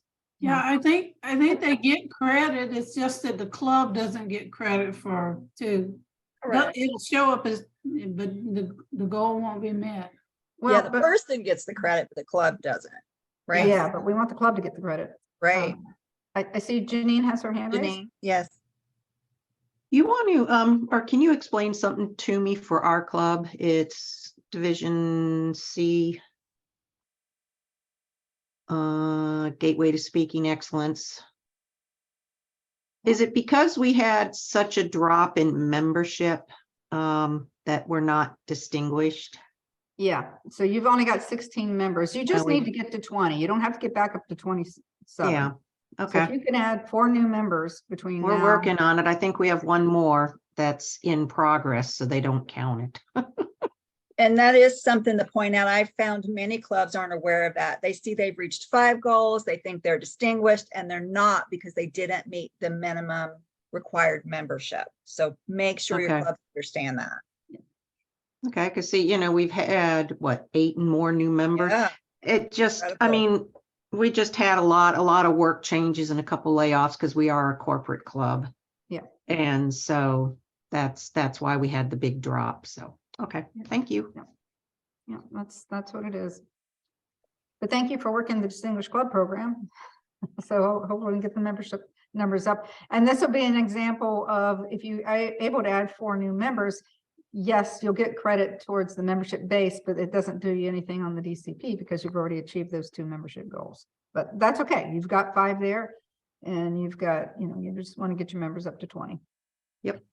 Deb pointed out something that if you look at the daily report under the education, you can see if he got credit there for pathways. Okay, let's go do that. Daily report. Okay, so education. Yes. And then look up Noah's name, and he would be in Division A. Okay, let's do it this way. A. Yeah, I usually sort by. Is it better to to sort it or it gets lost? Yeah. Yeah, but is EMB for Lowe's? Lowe's. Okay, so let's just go Okay, let's just search on Lowe's. Yeah, he's Division B, Area 14. Yeah, so hit 14, yeah. Okay, here's Lowe's. Mandy Isaac submitted all her DTM awards at once. Good for her. That's amazing. Okay, I'm Yeah, not his seeing. name's not there. Yeah, I'll definitely call. Yeah. Yeah, and I've got, we grabbed the screenshots as well. So I actually connected with him and we screenshotted his completion where it's showing him in his pathway as complete for his level 1, but it's just not showing up on our side. Okay. And you might want to screenshot the Club Central also. We did. Well, we screenshotted the reporting that comes from there. Okay. Okay. All righty. Well, hopefully that'll get worked out. So, Yeah. all right. Are there any Okay. other questions? Because it's kind of hard for me to see questions. Our hands raised. And I know this is a fire hose. I do want to actually, one last thing. The district leader handbook. Do I already have it open? Yes. I think Julie said she sent this to you. Yeah, So there this- may be a few people I didn't send it to yet, but I will check and send it to everyone. So the really good information is all up front. I encourage you to read all of it, but if you're most concerned, you get down here to the areas and it talks about everything we're talking about today, the purpose of the area council meetings. And it just kind of gives you information about what your role, basically. So everything you need to know is pretty much in here. What the distinguished area program is all about. Again, I don't want to overwhelm you with that right now. Club officer installations. I know Angela Richard is going to have her first opportunity to do club officer installations. And I went out to the TI website yesterday to try and download the script that's available, but I don't know about you guys, but the TI website wasn't letting me do anything yesterday. So I'll give it a try today and get that out there to you folks. There's also, if you go out to Google, you can find anything and everything you need. So you can also rip off one from a different district if you like. But Yeah. that's kind of an honor for area directors when you get an invitation for a club to go and install their club officer. So I encourage you, if you get that opportunity, to do that. It's a lot of fun. But anyhow, it just kind of talks about those things. So please get familiar with the leadership handbook. And I refer to it probably once a week or every other week, whenever I was like, what was that deadline? So I just go out there and check it out because there's an awful lot of stuff to remember. And as the year goes on, it'll actually get a little bit simpler. I know you're drinking from a fire hose right now, and it'll get better, I promise. And we'll go through all these at our monthly deck meetings as well. So you aren't in this alone. You'll have a lot of support from your division directors and from the trio. So I think David Elliott has his hand raised. Yes, David, go ahead. Yes, when we get into officer training season, are there any reports that say which officers have actually taken the training that Oh. we're allowed to access to? Okay, so do you want me to answer that one, Julie? Yes, please. Okay, that is one thing that is really frustrating. No, not at this point. The only people that know that are the district director, program quality director, and I think the club growth director can go into club officer training, which will actually, let me see if it's still there. I think the division directors can as well, because when I was a division director, I entered some when I did training sessions. Oh, okay. Oh, okay. And you weren't given special access? No. Okay. Well, it's actually not showing here yet. It won't show up until July 1st. There'll be another button that'll say club officer training. Yeah, because I And need to input the people that have been Right. trained so far. so this club officer training tab, what it does is it has every single club listed down the left side, and then all 7 club officer positions. And what Julie has to do, because I had to do it last year and she gets to do it this year, she has to go through the club officer training list. So that's when you sign in for club officer training. And then she goes and she does checks off each one that attended training. And she has access to that information. So if you have a club, and this is going to happen because it happens every year, all the club officers can see is is 6 out of their 7 club officers are trained, and they're not sure who that 7th person is that didn't go to training. Nobody's fessing up. And so they ask the area director, who is it that didn't go to training? Well, you don't know either, because all you can see is 6 out of 7. But the trio and possibly the division directors can go in and actually look and see, oh, that vice president of education didn't go to training. And then that's how you can get that information back. So I don't know why that's not readily available to area directors, because I think that's one of those questions that gets asked over and over and over again by the clubs. And the information just isn't provided to the area directors. So you have to go up to division or to the trio.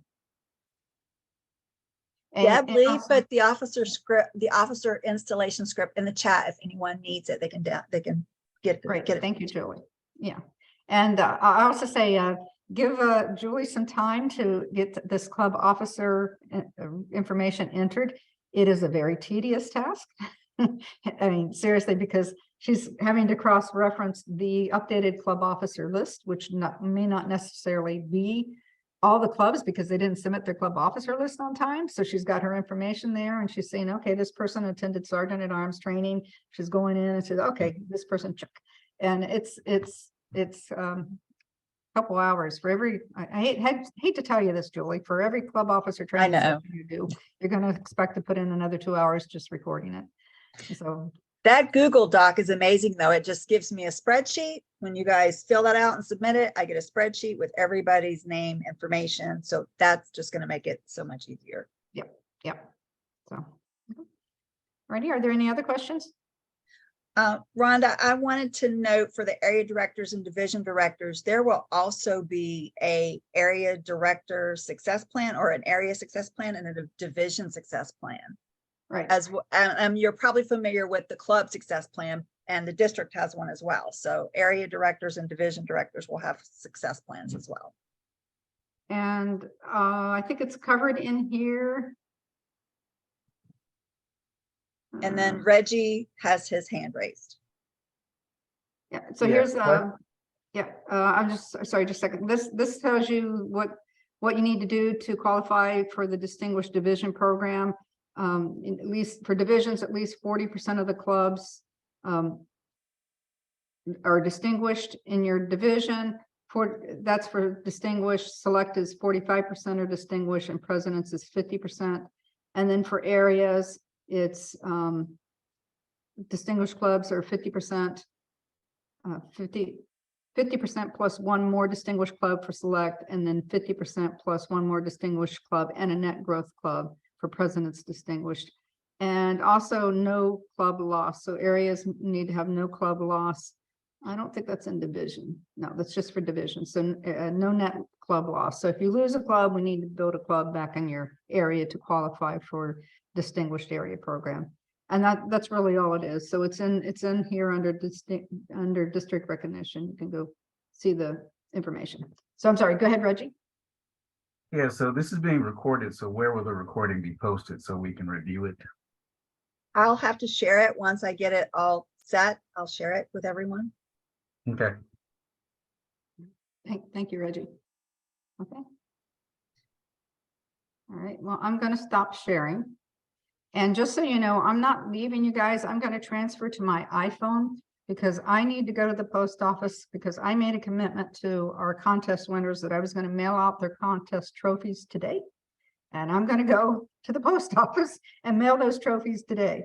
And so I'm going to be listening in to the remainder of the session. But if for some reason you're calling me and I'm not able to answer questions because I'm driving or dealing with a post office worker or something like that, but please, feel free to email me and I'll answer your questions as soon as I can. So thank you for that, and thank you for all the great questions. And Thank Rhonda, you. Thank you, Michelle, Rhonda. Go ahead, Michelle. I have some trophies here. I'm sorry, you've someone delivered some trophies for you to deliver to your clubs? I still have some of the trophies that I got from you at the conference. Okay, and all right, we need to get those to the members, and I don't remember who you picked up. I'll send you an email with what I have. Okay, all right, we'll figure it out. Thank you, Michelle. You're welcome. Thank you so much, Rhonda. Everybody give Rhonda a hand. Thank you, Rhonda. I want to circle back. I did see a couple of questions about the area director reports in the chat. Do we need to do more than 2 reports for your visits? No, you do not. The 2 reports are all that are required. If you visit more and you want to make yourself notes so that you know how to fill out that report with exceptional things that you saw when it's time to do your report again, please keep track of that. But you only have to do it twice a year. And once you submit the report, it's actually locked. So you can view it again, but it is locked. And then it's emailed to the club officers and the trio. So you only need to do the actual report twice a year. Does that answer everybody's questions about that?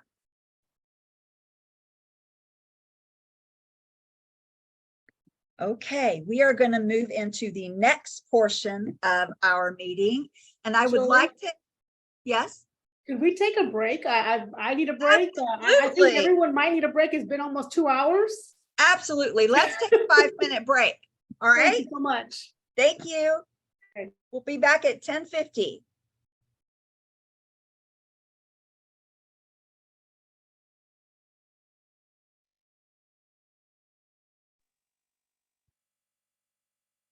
Great training so far, Julie. Excellent. You're very inspirational. I'm glad she reminded me because I had it in my notes to take a break and then I just kept going. Yeah, I was actually going to go take a break anyhow as I transferred. I was like, well, everybody else probably needs a break too. It's morning, we're drinking coffee. Well, thank you for helping, Rhonda. This has been great. I need you to let me into the Zoom meeting from my iPhone. Can you do that? Okay. Oh, I see it. And then I'm really slammed at work, but I do need a few minutes of your time somewhere along the way in the next week. Okay. I have a few Yeah, I was questions. thinking maybe set up a meeting with you and David and me. David, and yeah. Yeah. Do you have a preference on day? I'll have to look at my calendar, but I can like send you that. And Yeah, no problem. Okay, I'm going to hang up from here so I don't mess up the audio and get that nasty echo back and forth. Okay. Thank All right. you. Bye.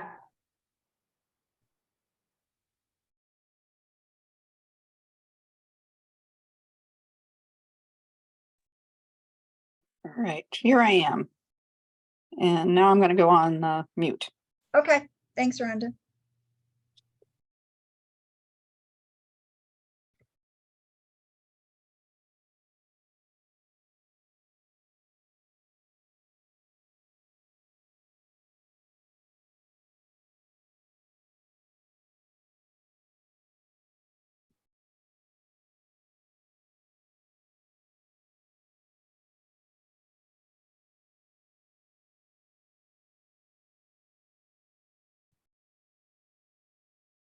Julie, when we come back, can we have Ramona tell us a little bit about her role as Region 7 advisor? Yeah, I'm going to introduce her and then I am sure she will.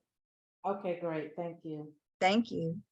So, and I'm just fixing my late breakfast here.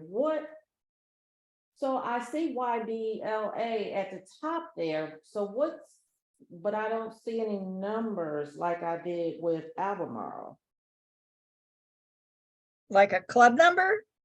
Well, I don't know. I don't know. Just what's going on with YBLA? Do you know? So they did submit their charter paperwork and they have 3 officers, which is the minimum required to charter. I have to assign them to a division and area. Okay, And I so have not done that yet. I need to check their actual physical location to determine where best to put them. okay. Rhonda and I are going to chat about it, but I believe it'll be in Division B. So they're in now. Yes, they are actually a real club. Okay, and Yeah. I'm not looking at my notes, but do they have a sponsor or mentor? Do they have mentors now? Yes, they do. Okay. Yeah. Oh, And Gail Poom actually is the one that helped them sponsor, helped them charter. She did that single-handedly. She did an amazing job.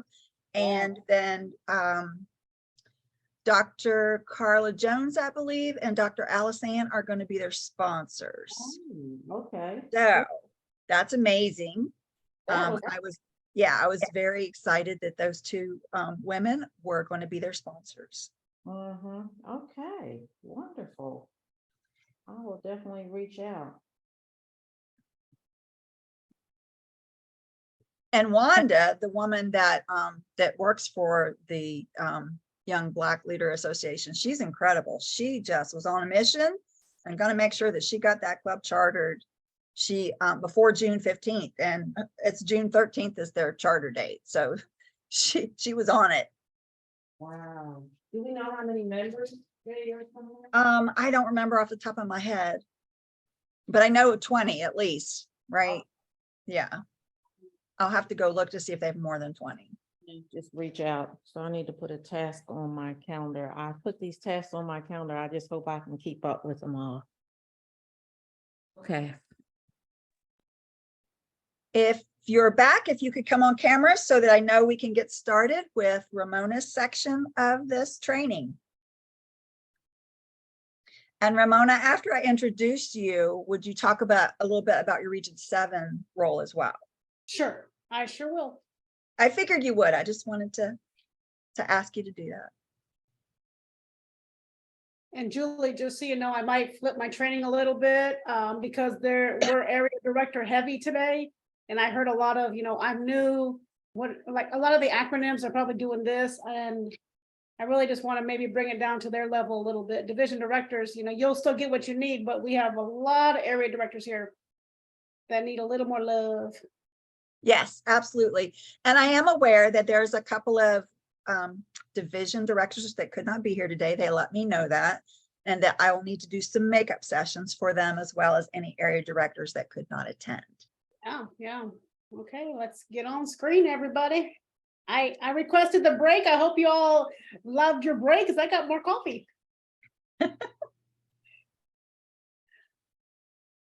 If you could come on screen so we know you're here, so we can get rocking and rolling with the last portion of our meeting. I'm here, but you guys are literally kind of thrown in the vehicle seat beside me. So unless you want to look up my nose, I'm gonna leave my camera off. Oh, that's okay, Misty. You're right. I forgot you were traveling. Thank you for reminding me. I know Rhonda's on as well. Kyle, are you on?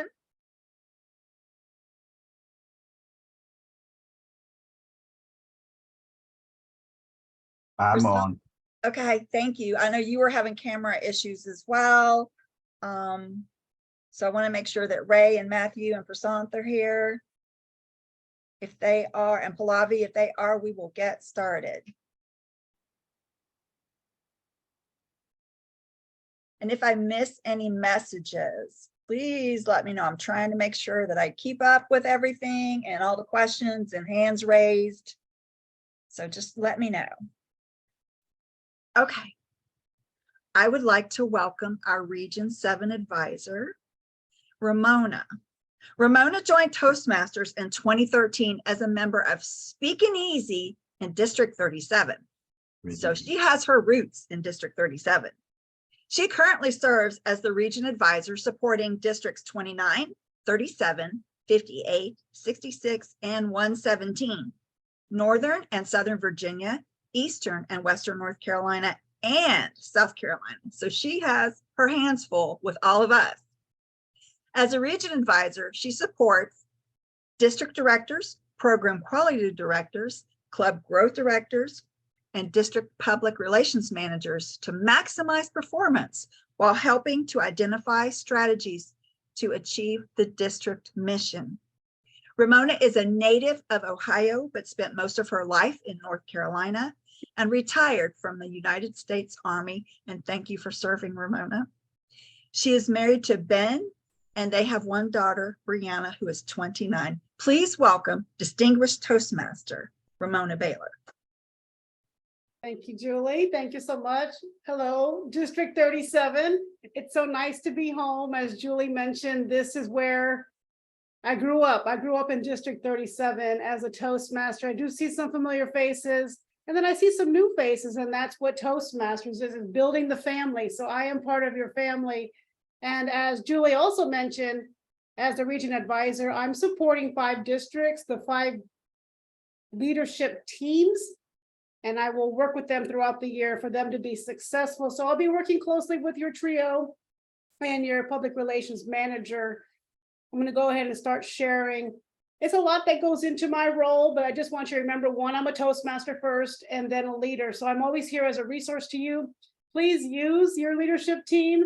And I have the question down that your district director-elect has asked me to take up the chain. I will take it up the chain to TI and I will get you guys an answer on why can't someone submit multiple level ones in the same club. So I will get that answer. I wrote another question down is why can't area directors see club officers trained? You know what? If we don't ask, shame on us. So I'm going to ask. That's all I can do is ask. And TI can say, you know what, Ramona, it's a rule. Well, show me where. Show me where it's a rule. But if I can get area directors view only access, that would be nice. That would be nice. So I'm here to ask, I'm here to support.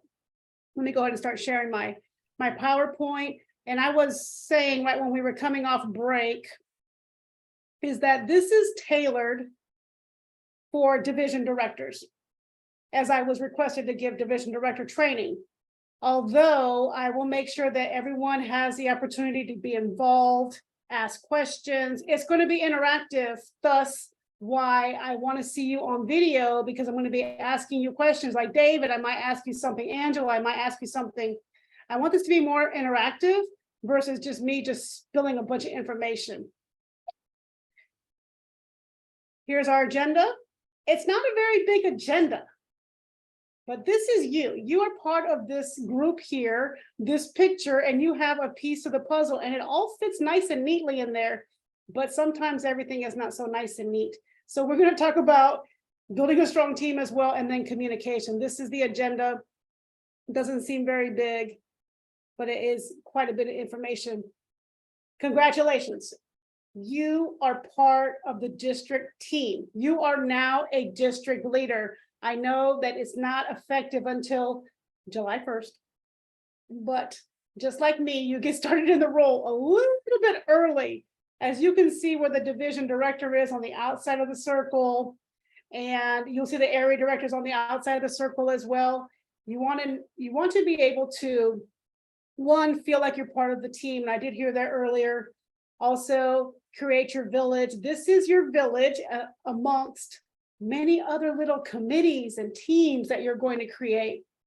But division directors, you have direct contact with the trio, same with the area director. Thank you, someone, for asking, what is a trio? What is that?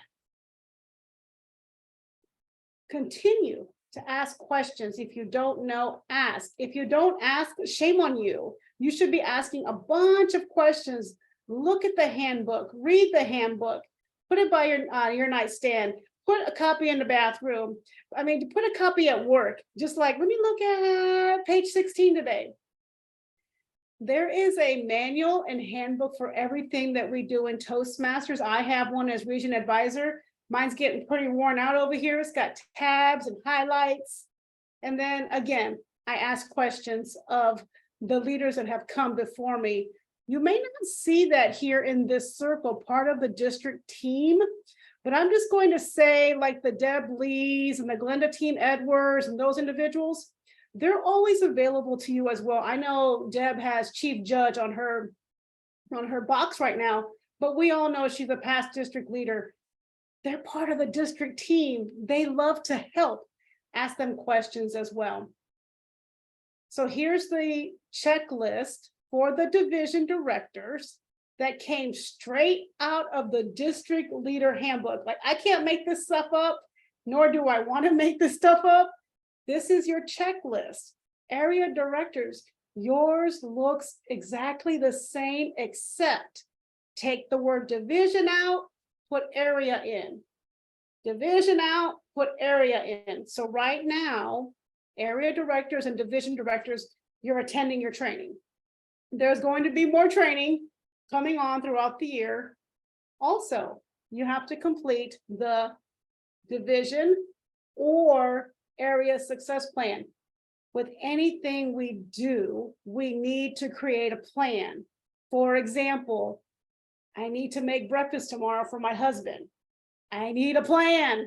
What time do I need to get up? Do I have all my resources? Do I have everything that I need in the kitchen? Same thing. You need to have a plan. How are you going to be successful as a division or area director. Guess what? Toastmasters already has it all tailored for you. I wouldn't say tailored. There is a PDF and it's got the little boxes in it, which I will show you in a few. And you sit down with your team to do the success plan. Division directors, you're sitting down with the area directors. Area directors, you're sitting down with the presidents, VPEs, and then if they wanted to bring someone else in, they could as well. For example, VPM, vice president membership. So you're going to conduct your division council meetings, as well as area directors. You're going to conduct your area council meetings. And now it's time to start asking people questions. Let's see who's awake and who's alive. Okay, Mary. She's like, yeah, I'm good. Mary, what can you tell us about the division or area council meetings? What can you share with these lovely leaders we have here today? Well, it's when I did both, but I found the area council meetings were so much beneficial for the clubs themselves, because they got to meet in the network with the other presidents and VPs of the other clubs in the area, and it kind of drew them together. Now, when I did the division meetings, I just invited the area director, so it was more of helping them to stay focused and forming a bond between the area directors. Yeah. Excellent, Mary. So she shared the area council, the collaboration that happens amongst the officers of the club. So that's good. And they get to hear what other clubs are doing. And then I like that you mentioned when you did your division council that you were assisting the area directors. And then there was that bond. So you're building these relationships. So let's be very clear, in Toastmasters, as leaders, we want to build the relationships. How can I connect with Julie? How can I connect with Misty? How can I connect with David? We have to find a way to connect with them. Deb, if you would please come off mute and tell us how you ran your division council or area council meetings. Let's talk about the area council, because as Mary said, the area councils were a lot more fun. And truly, what you do is you've got as many of the VPs as will attend, and the presidents of every one of your clubs. And you're talking and they're sharing information with each other. It's like having the club officer training, but you're having 7-in-1 and they're all connecting, because that's the whole thing, is we all learn from each other. Toastmasters is a learn by doing. So if you're talking to somebody who's already done it, you're going to get more from them than you would from somebody who's just said, well, I'll read the book and I'll know what to do. Because honestly, you can't cover every situation in the manual. It just doesn't happen. Correct. Thank you, Deb, for sharing that. Ralph, you came off mute. I would like to see what is it you'd like to share about these council meetings, and maybe even think about when you're going to your club executive meetings, when you're a club officer, how you can utilize those skills when you're going to go into area director. I certainly think it's similar to a club officer meeting, except it involves 4 clubs instead of, and it involves the president, the vice president of education, perhaps the vice president of membership, whoever comes. All these clubs are different. Some are corporate, some are advanced clubs, some are community clubs, but there's a lot of common knowledge that can be passed on from person to person. You might have one club with a president who's been president of clubs 5 times, somebody else who's been in the organization for 6 months. And so learning from each other, learning practical stuff, I think is a key to the area council meetings.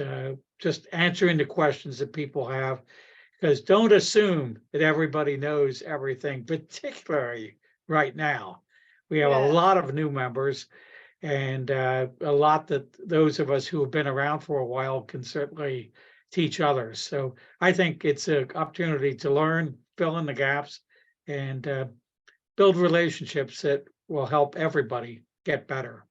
Yeah, thank you, Ralph, for that. I love that you said the difference in the clubs, there's common knowledge, but then there's that, I don't know what I'm doing. Be transparent. Again, building that relationship. I'll be transparent with you. I'm coming into the region advisor role. I started in April, and man, this train is moving so fast. I'm like, can we pump the brakes? Can we get off 95 and just come to 70? Like, I'm okay with 70, but like, we're at 95 miles per hour right now, and I'm holding on. I'm reading manuals. I'm learning how to facilitate. I'm doing, it's a lot. So imagine how the club officers feel, similar to how you're feeling right now as area directors and new division directors and new area directors, excuse me. So they're feeling the same way. Be transparent. Hey, we're on this train together. We're in this boat together. This is the village. This is a safe place. We're going to grow together.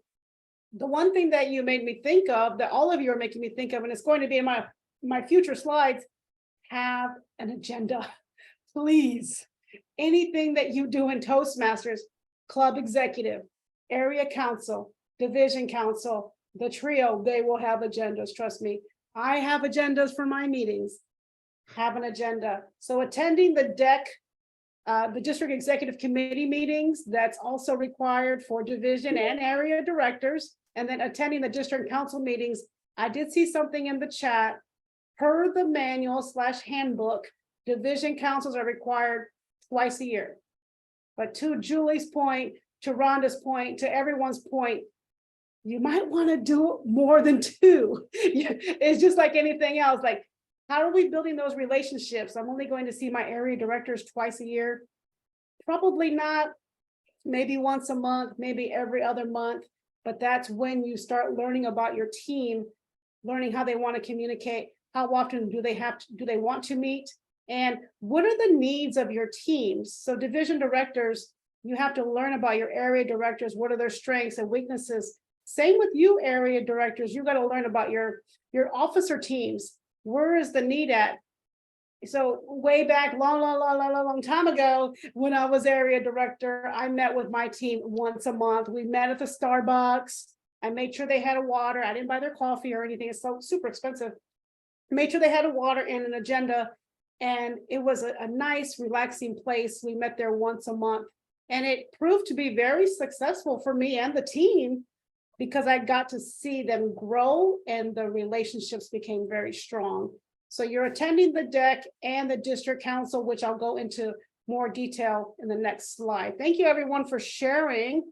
I want to get from Janine. Ramona, can I interrupt? So Laxmi wanted to know about the area council meetings. Should she have those monthly? And she certainly can. Yes, you certainly can. I mean, I'm recommending yes, just starting out, and maybe you tailor it every other month after the new year. Like, okay, guys, we got this.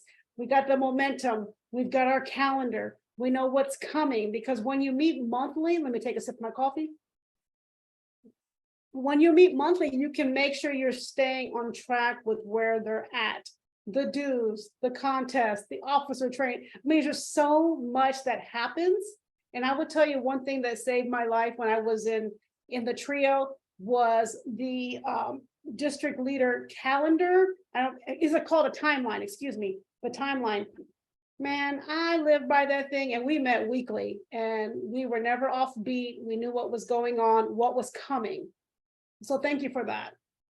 All right, so the division success plan, similar to the area success plan, the 3 bullets are part of what you need to focus on for those success plans. What has the district put out for educational and membership goals? You can just follow the DCP, but the district might set more goals. Making sure clubs fulfill their responsibilities to their members. So make sure that we're getting back to the basics. We're in pathways, we're recruiting members, we're retaining members, and then providing effective training. Similar to this, area directors, you may be asked to give club officer training if they're not able to attend what the district's giving. So let's see, let me see if I can get David Elliott to come off mute. David, what do you think is going to go into this training, this club officer training? Do you know where your resources are if you had to give club officer training? I know there is a manual about club officer responsibilities. That would be probably my first start. Make Okay. sure I was very familiar with that manual. Very good, David. So there's a manual. Like I mentioned earlier, there's a manual for everything.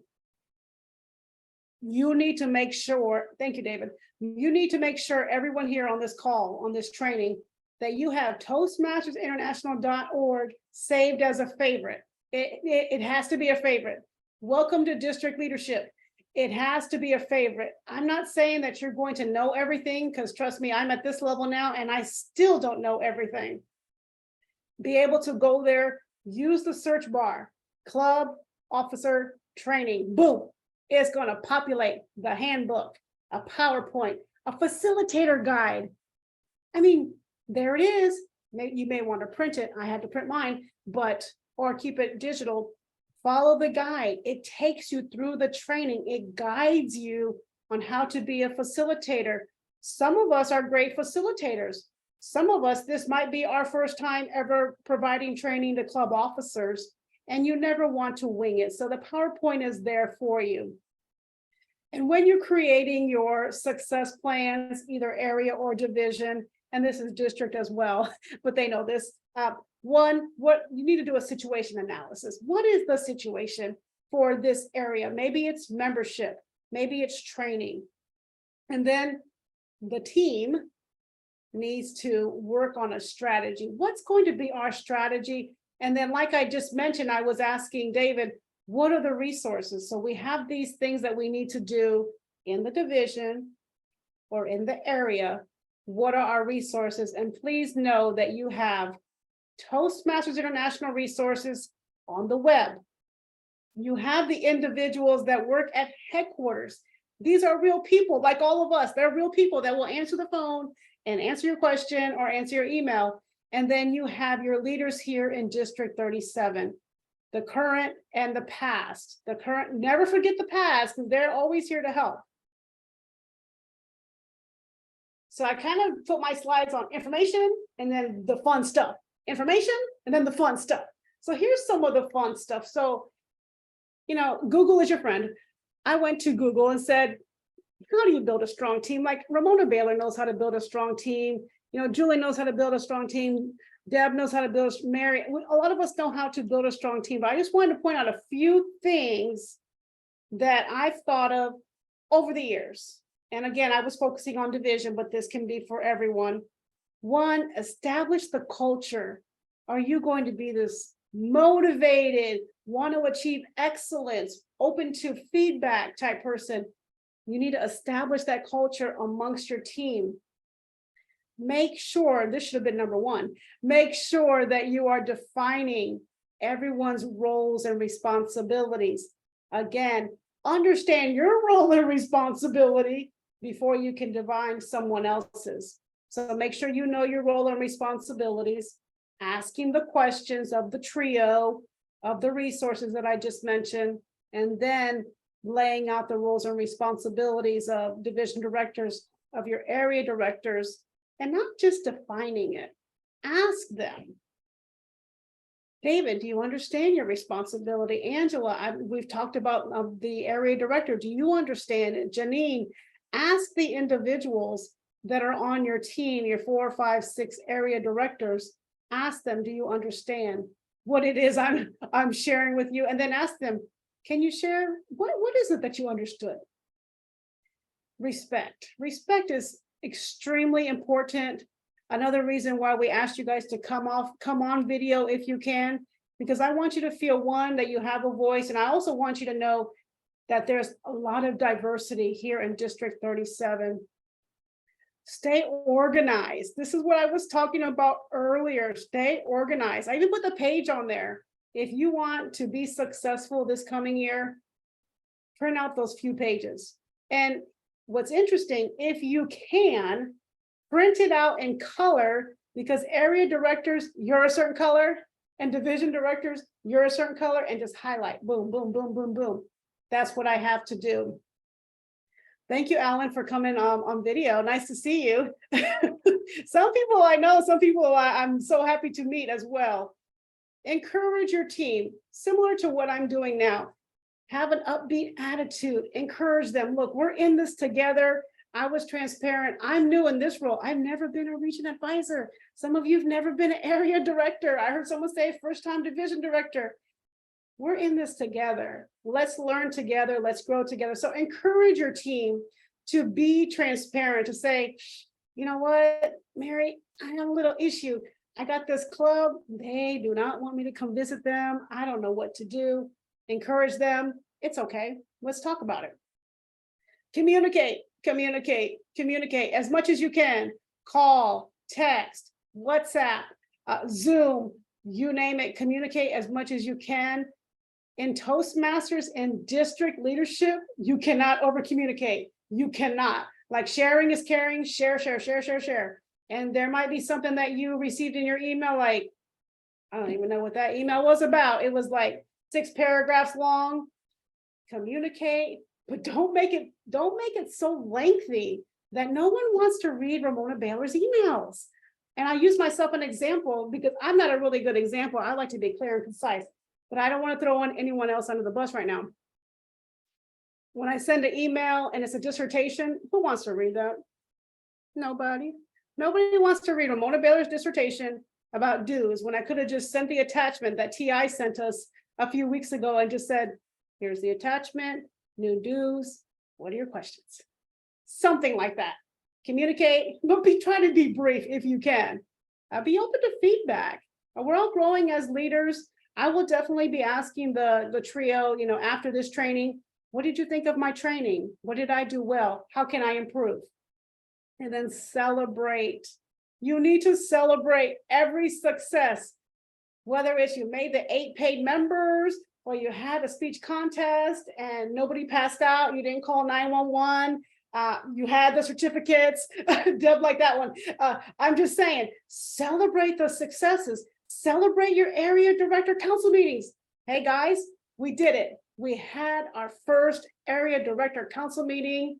I hope that it was beneficial.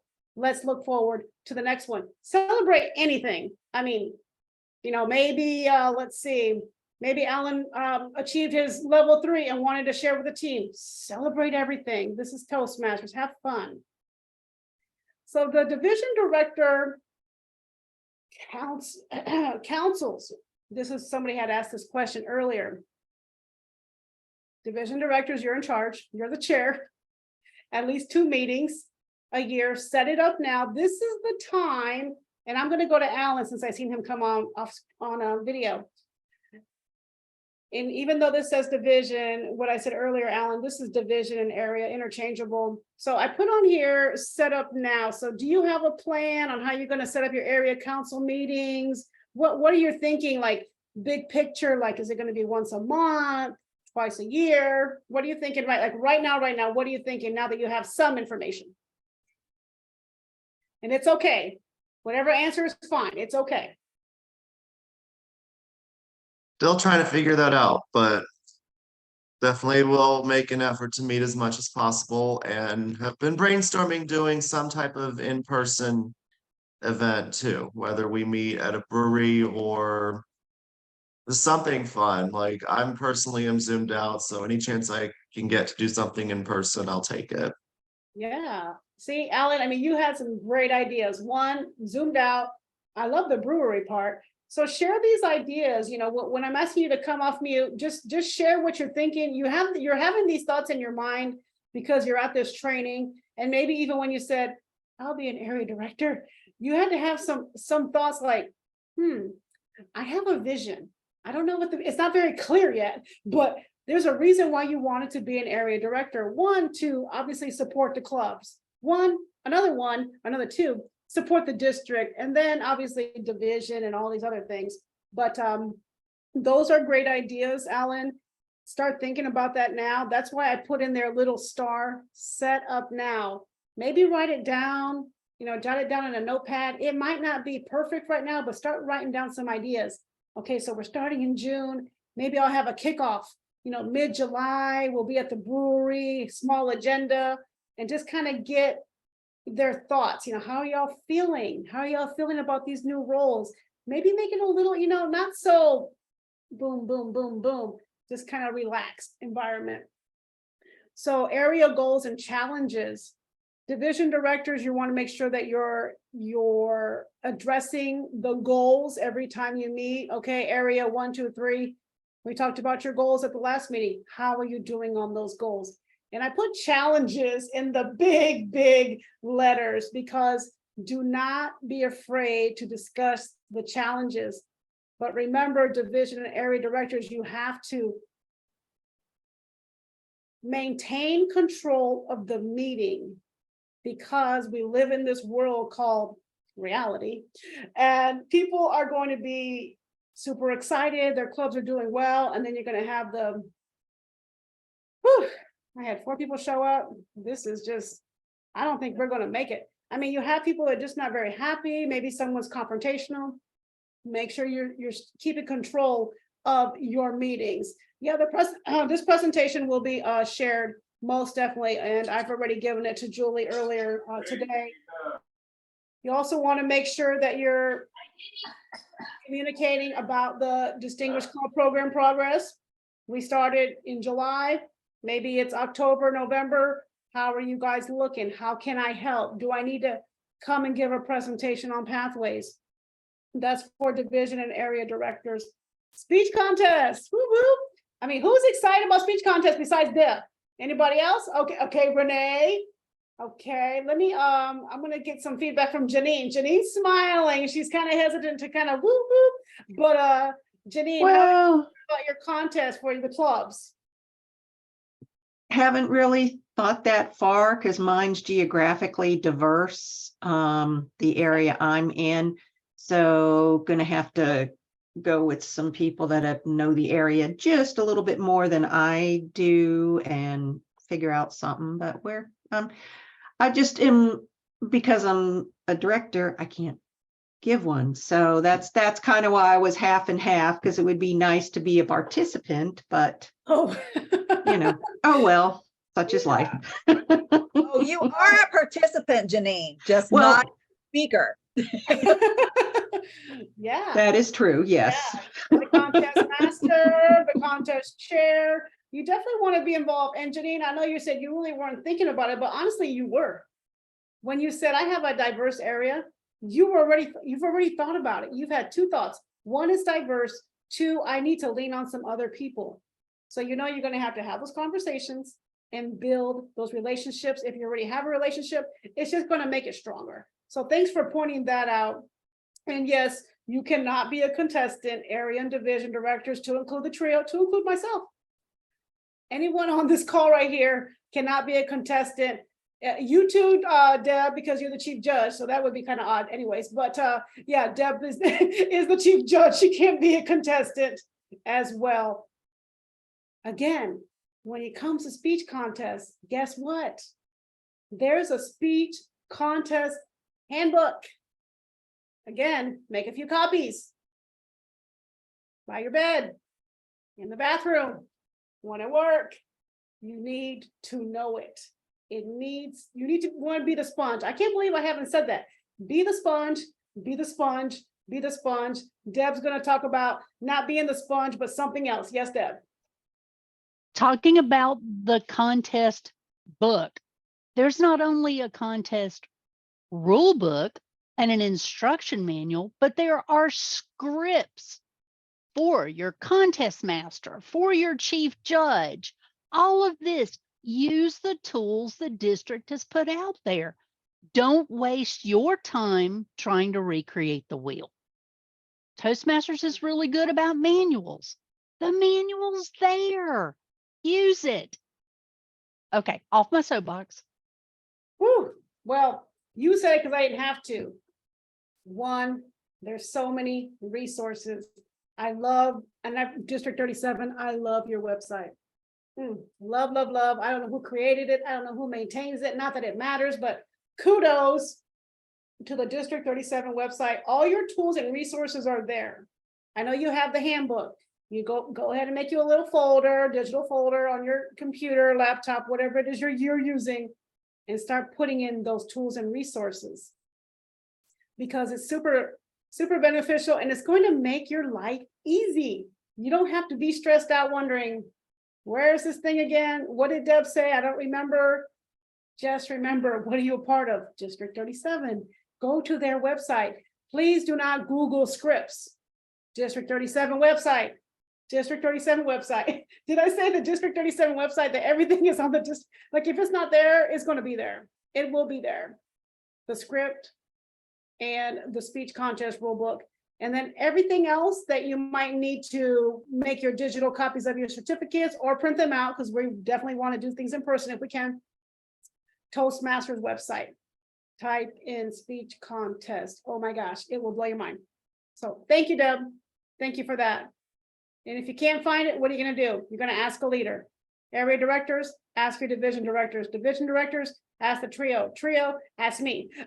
I mean, just boom, boom, boom. You have resources. And then, of course, you have your chief judge. Come on. You guys are in great hands.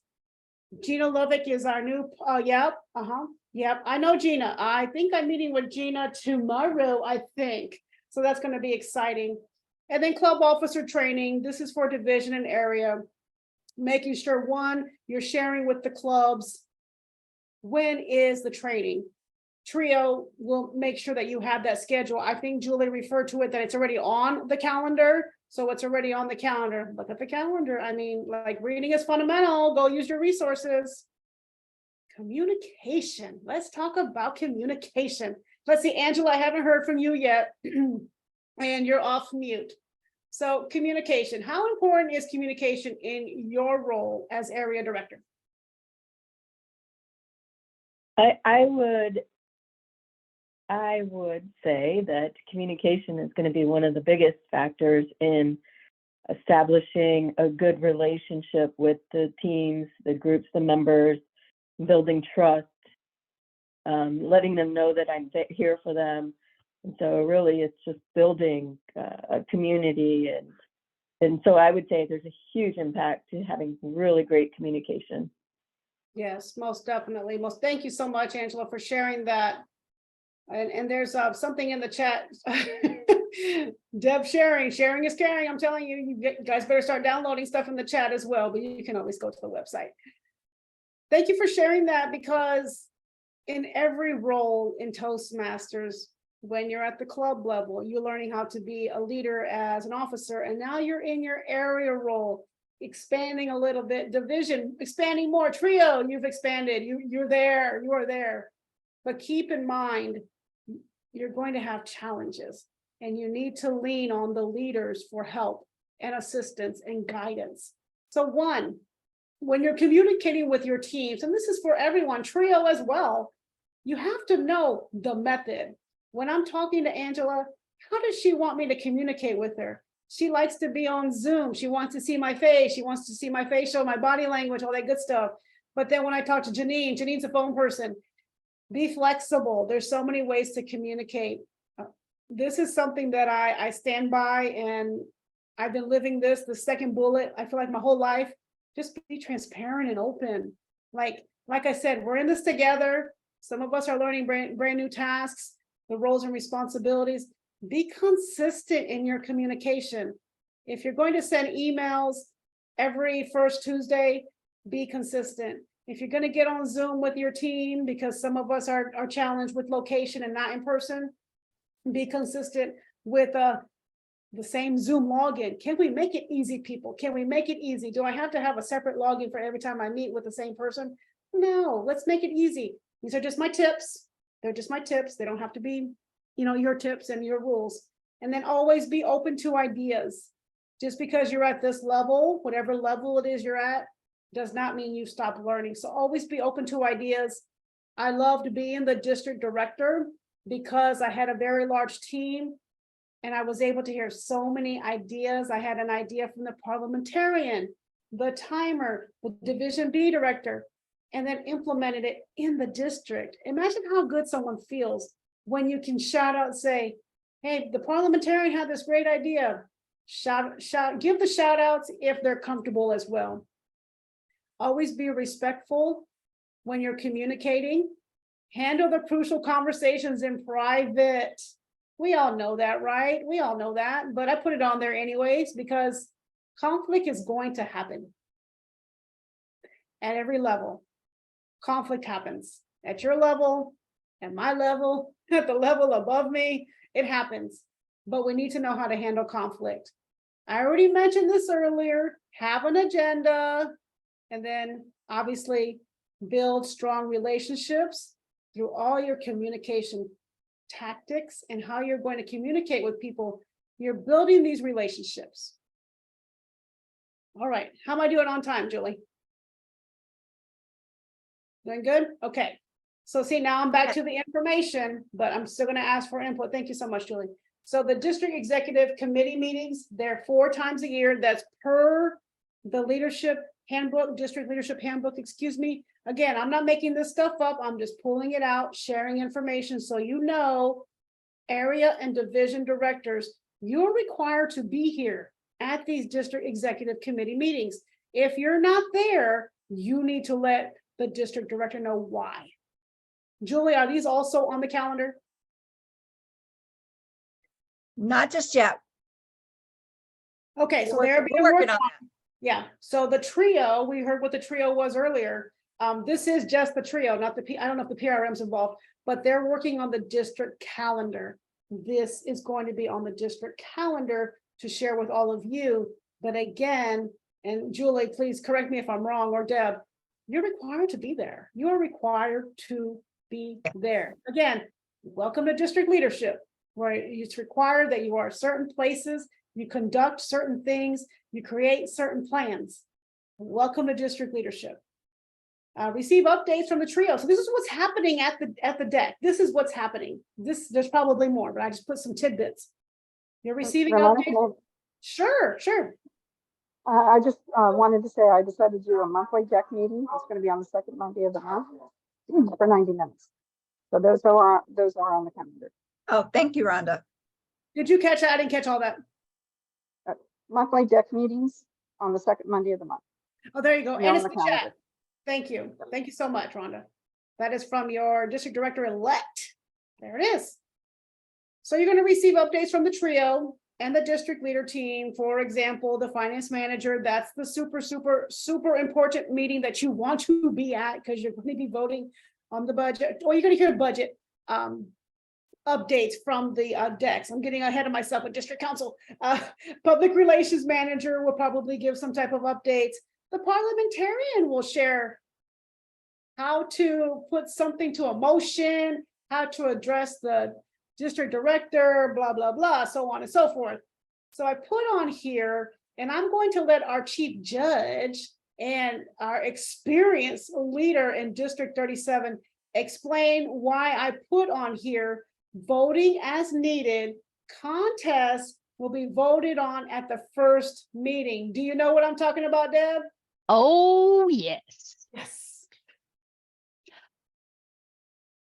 Because Toastmasters International made the decision to eliminate the fall conference several years ago, we now have the opportunity to decide which contests we will hold each spring. We're required to have the international speech contest, but there are other contest options available. They range from table topics to evaluation to humorous speech.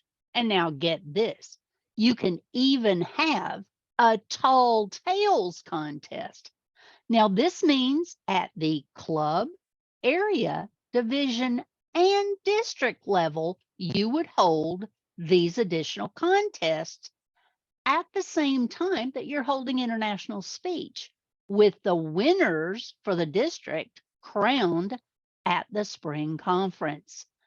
So we'll be voting to determine which additional contests to hold at the district level. Thank you, Deb. Thank you so much. Deb, can you go a little further of talking about if certain areas have X amount of clubs, if certain division have X amount of areas, like what is going to be voted on at this meeting? Yes, there are specific criteria. if you have an area that has less than 5 clubs, so they have 4 clubs or less, you can vote for each club to submit 2 contestants for each contest. If the division has 4 areas or less, you can have up to 2 contestants. But the thing is, you have to make the choice every single year. So what will happen is someone will make a motion. I move that we let any area with less than 4 clubs or with 4 clubs. I make a motion that we don't. You know, you have all those options. We decide as the district leadership team what happens during the year for the contests that we have and how many people you have participate.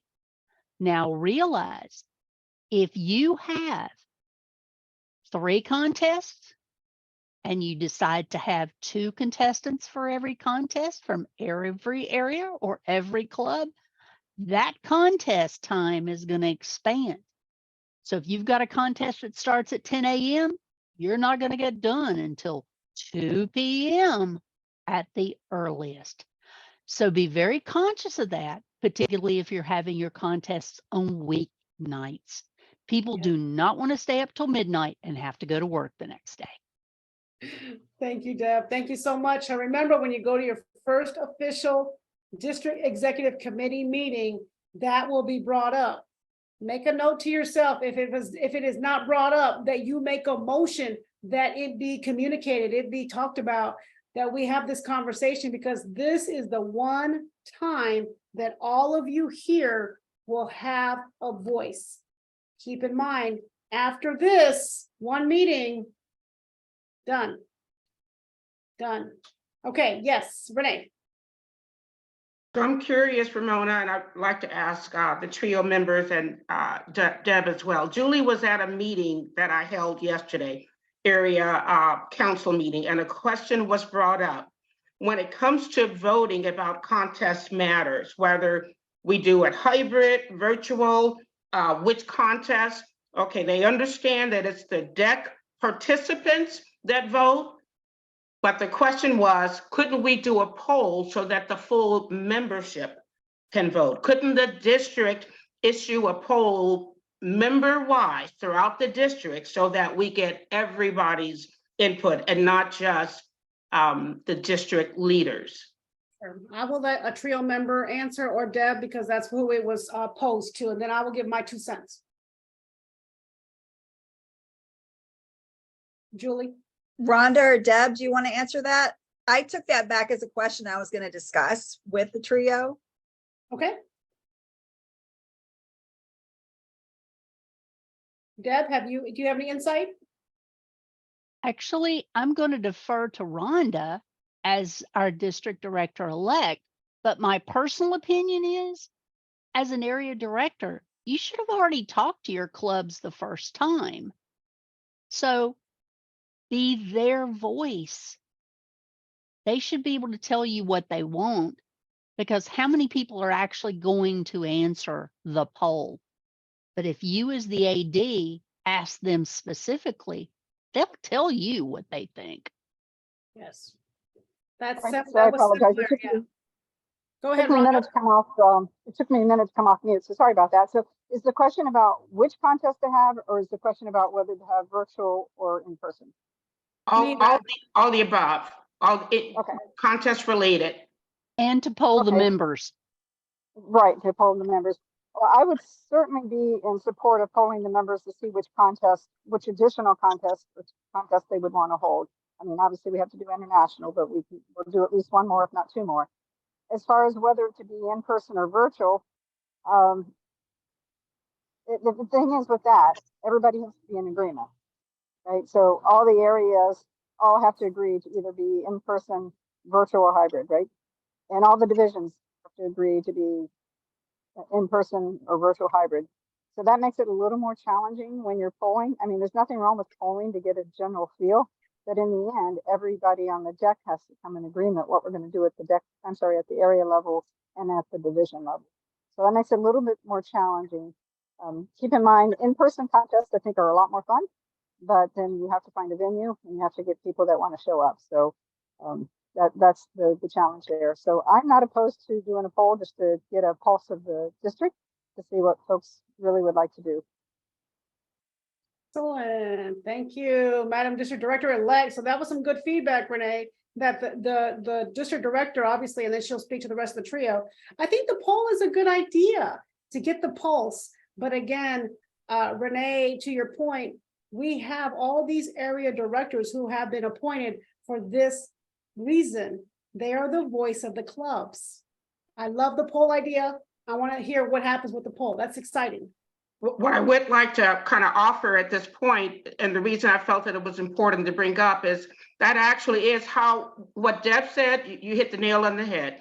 That's how I did respond in private to the person that brought it up, that whether or not the district does this poll, I will do it as a division director. And I think it's important to talk about that today with all these new area directors, because quite honestly, my first year, I was so brand new. I didn't know what the hell to ask my clubs before I started making decisions.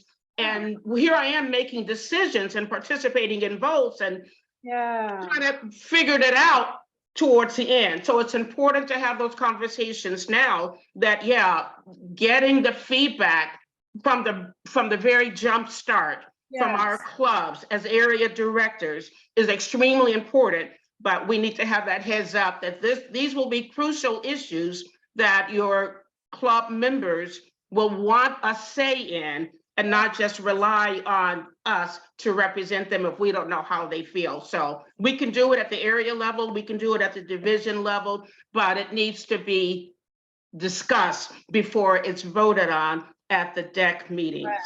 Correct. That's a good point, Renee. And I love that you said that you're going to do it. Either way, you're going to do it, but I will share, you heard it from your district director-elect. She supports that. So you won't have to do it on your own. You don't want to be in the boat by yourself. Trust me. You want to be part of this team. Follow the district director's lead. She is all on board with that. So I'm excited to hear about that. Let's hear from Misty and then Kyle. So being new coming into the area director spot, and we were with contests and things like that, and then of course the area director being the voice of the clubs, is that not something that maybe we can do? And I may be assuming here, and I apologize if I am. My expectation is once I come into role, I want to do a first meeting with my clubs to introduce myself, say, hey, this is me. Oh, by the way, let me get your stance as a club on contests. Maybe that's something we could lead with in the very first meeting with our clubs, get that feedback from the club in its entirety, and we can have that as a takeaway from each one of those first meetings to then bring back. Yes, that's a good idea, Misty, but keep in mind, stay in contact with the trio and your division director to see when is going to be the first deck of District 37. So you guys can make sure you have all the information that you need to make the vote. Yeah, so making sure that we get all of those visits in beforehand. Yeah, okay. Yep. And Kyle, thank you, Misty. Hey, and this may be a go along with the speeches, and I apologize. I'm having a hard time keeping up with this entire meeting. I'm glad it's being recorded. I'm going to go back over and review it again.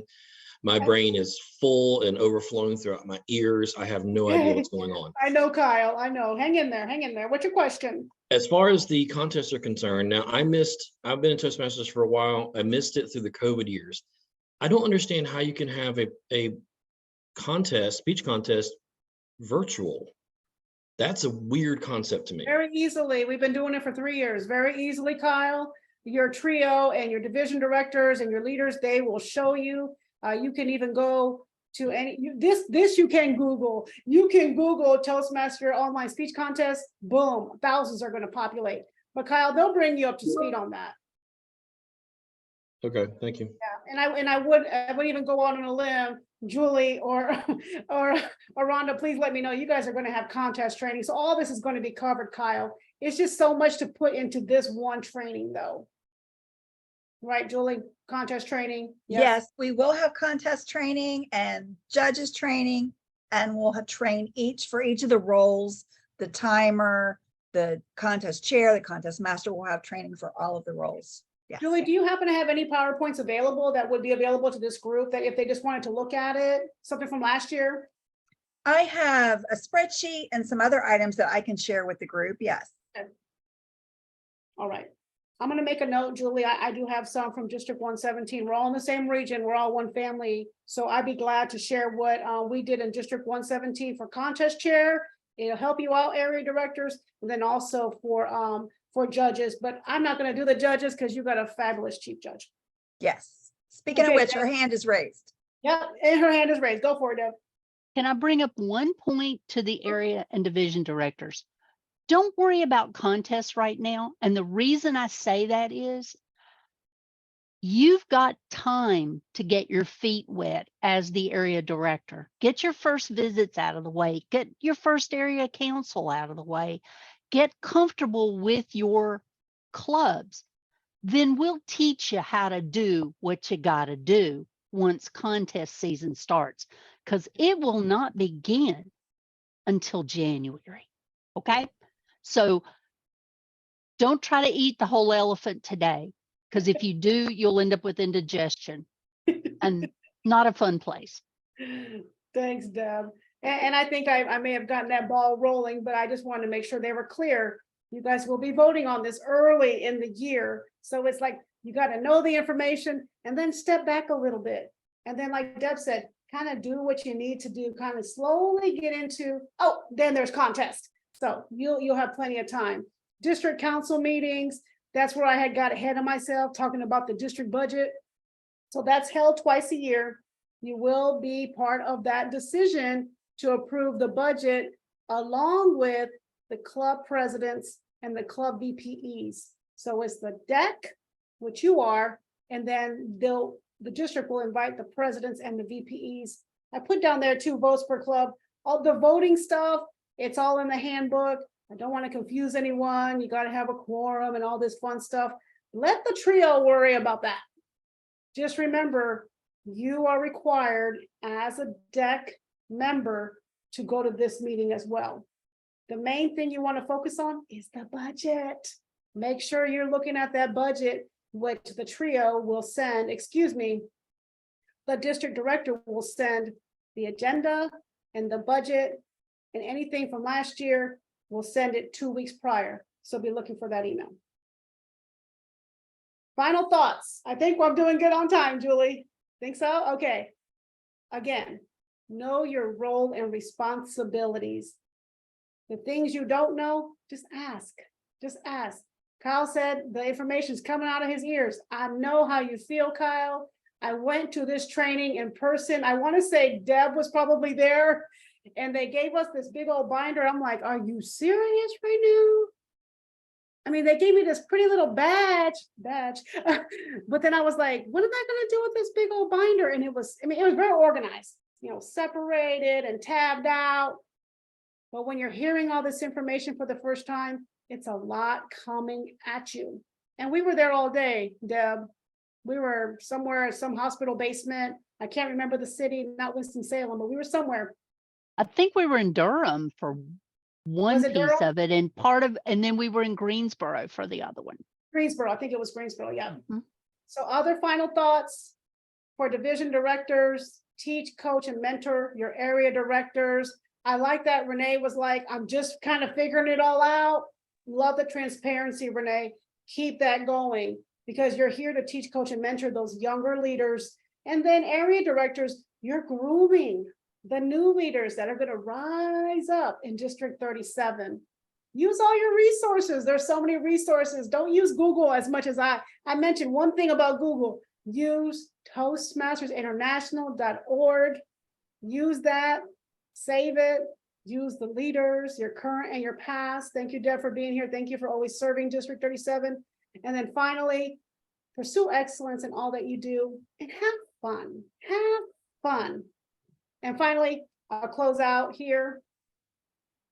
For any last questions, thank you everyone for the questions in the chat. I will make sure that this presentation is shared.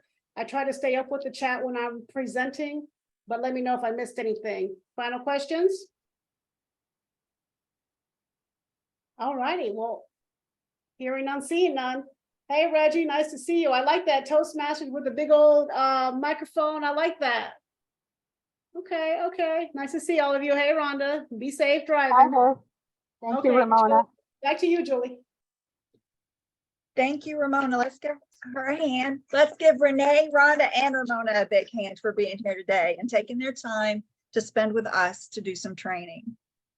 I thank each and every one of you, division directors and incoming area directors, for being here today and spending your Saturday morning with us. We are wrapping up on time. Please, please, please, if you have any questions, follow-up questions, you think about this and you go, oh, I really need to know this, please let us know. We'll be more than happy to answer you. We each have a couple of follow-ups to take away and to get back to certain people on. And if there's anything, we are here to help. And I appreciate Deb being here to help talk about contests. And I appreciate each and every one of you being here today. If no one has any questions, then I will let you go. Enjoy the rest of your Saturday. I have a couple real quick comments.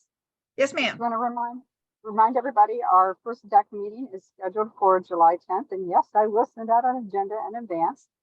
And then also I've tentatively planned the district council meeting for September 22nd. That is not finalized yet. I need to make sure that the people that have to be there can be there. And so that I'll let you know as soon as that's finalized.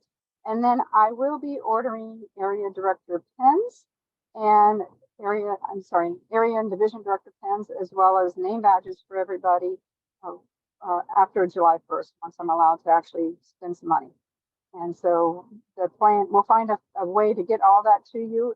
If we don't get it to you before the award ceremony in October, then we'll definitely get it to you then. And thank you again for everybody for attending today. Misty, I see your hand is raised. Yeah, I just wanted to tell Rhonda, I may not be able to attend the July 10th meeting. We'll actually be traveling cross country during that time, but I'll try my very best to get in, but I don't know if I'll be able to. Yeah, not everybody will be able to attend every single meeting. Plan is definitely either to, the plan actually is to record the deck meetings and also to take some really good minutes. So we'll make sure you have the information that you need. But thank you for letting me know in advance. That's really important to me. If you're not able to make a deck meeting, please let me know in advance. That way I know know that you're tied up. Thank you. Ramona.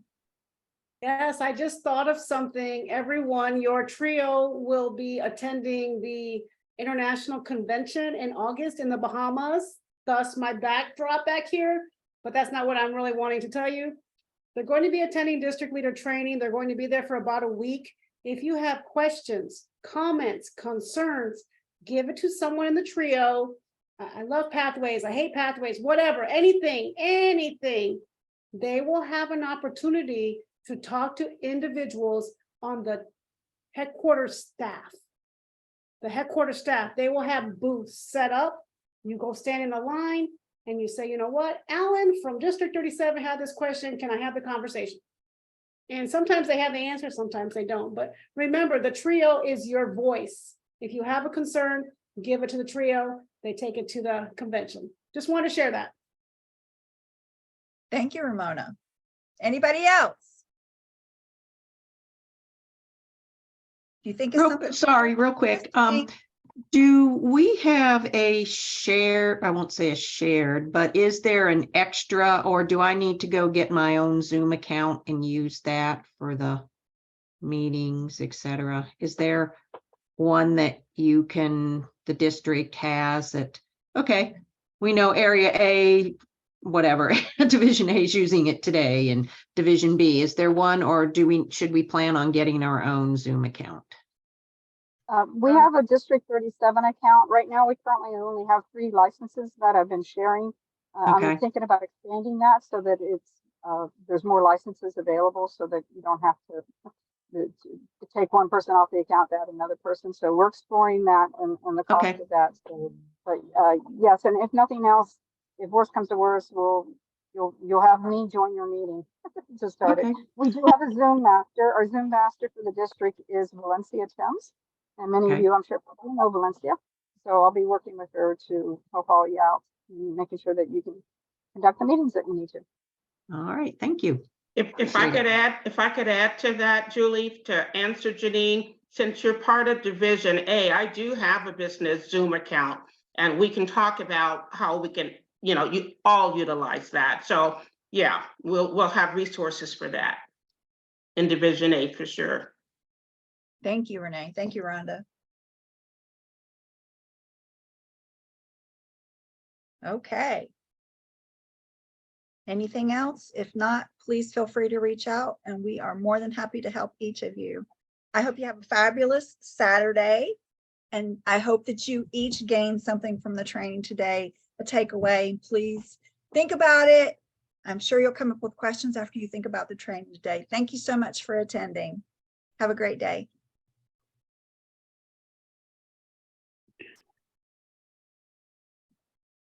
Thanks, Julie. Have a good weekend. Thank you. You too. Julie, thanks for allowing me to be here today. And I'm Rhonda, so happy thank that you too. came. Yeah, glad you came, Deb. Thanks for being here, Deb. This was fun. And strangely enough, I took 4 pages of notes. Me too. I was taking notes. Yeah, good job. Yeah, I was busy taking notes and missing some of the stuff going on the screen as well, but thank you all for today. I'm not going to feel overwhelmed. I'm just going to take it one day at a time. Absolutely. Yes, ma'am. Michelle, yeah, Michelle, anytime you want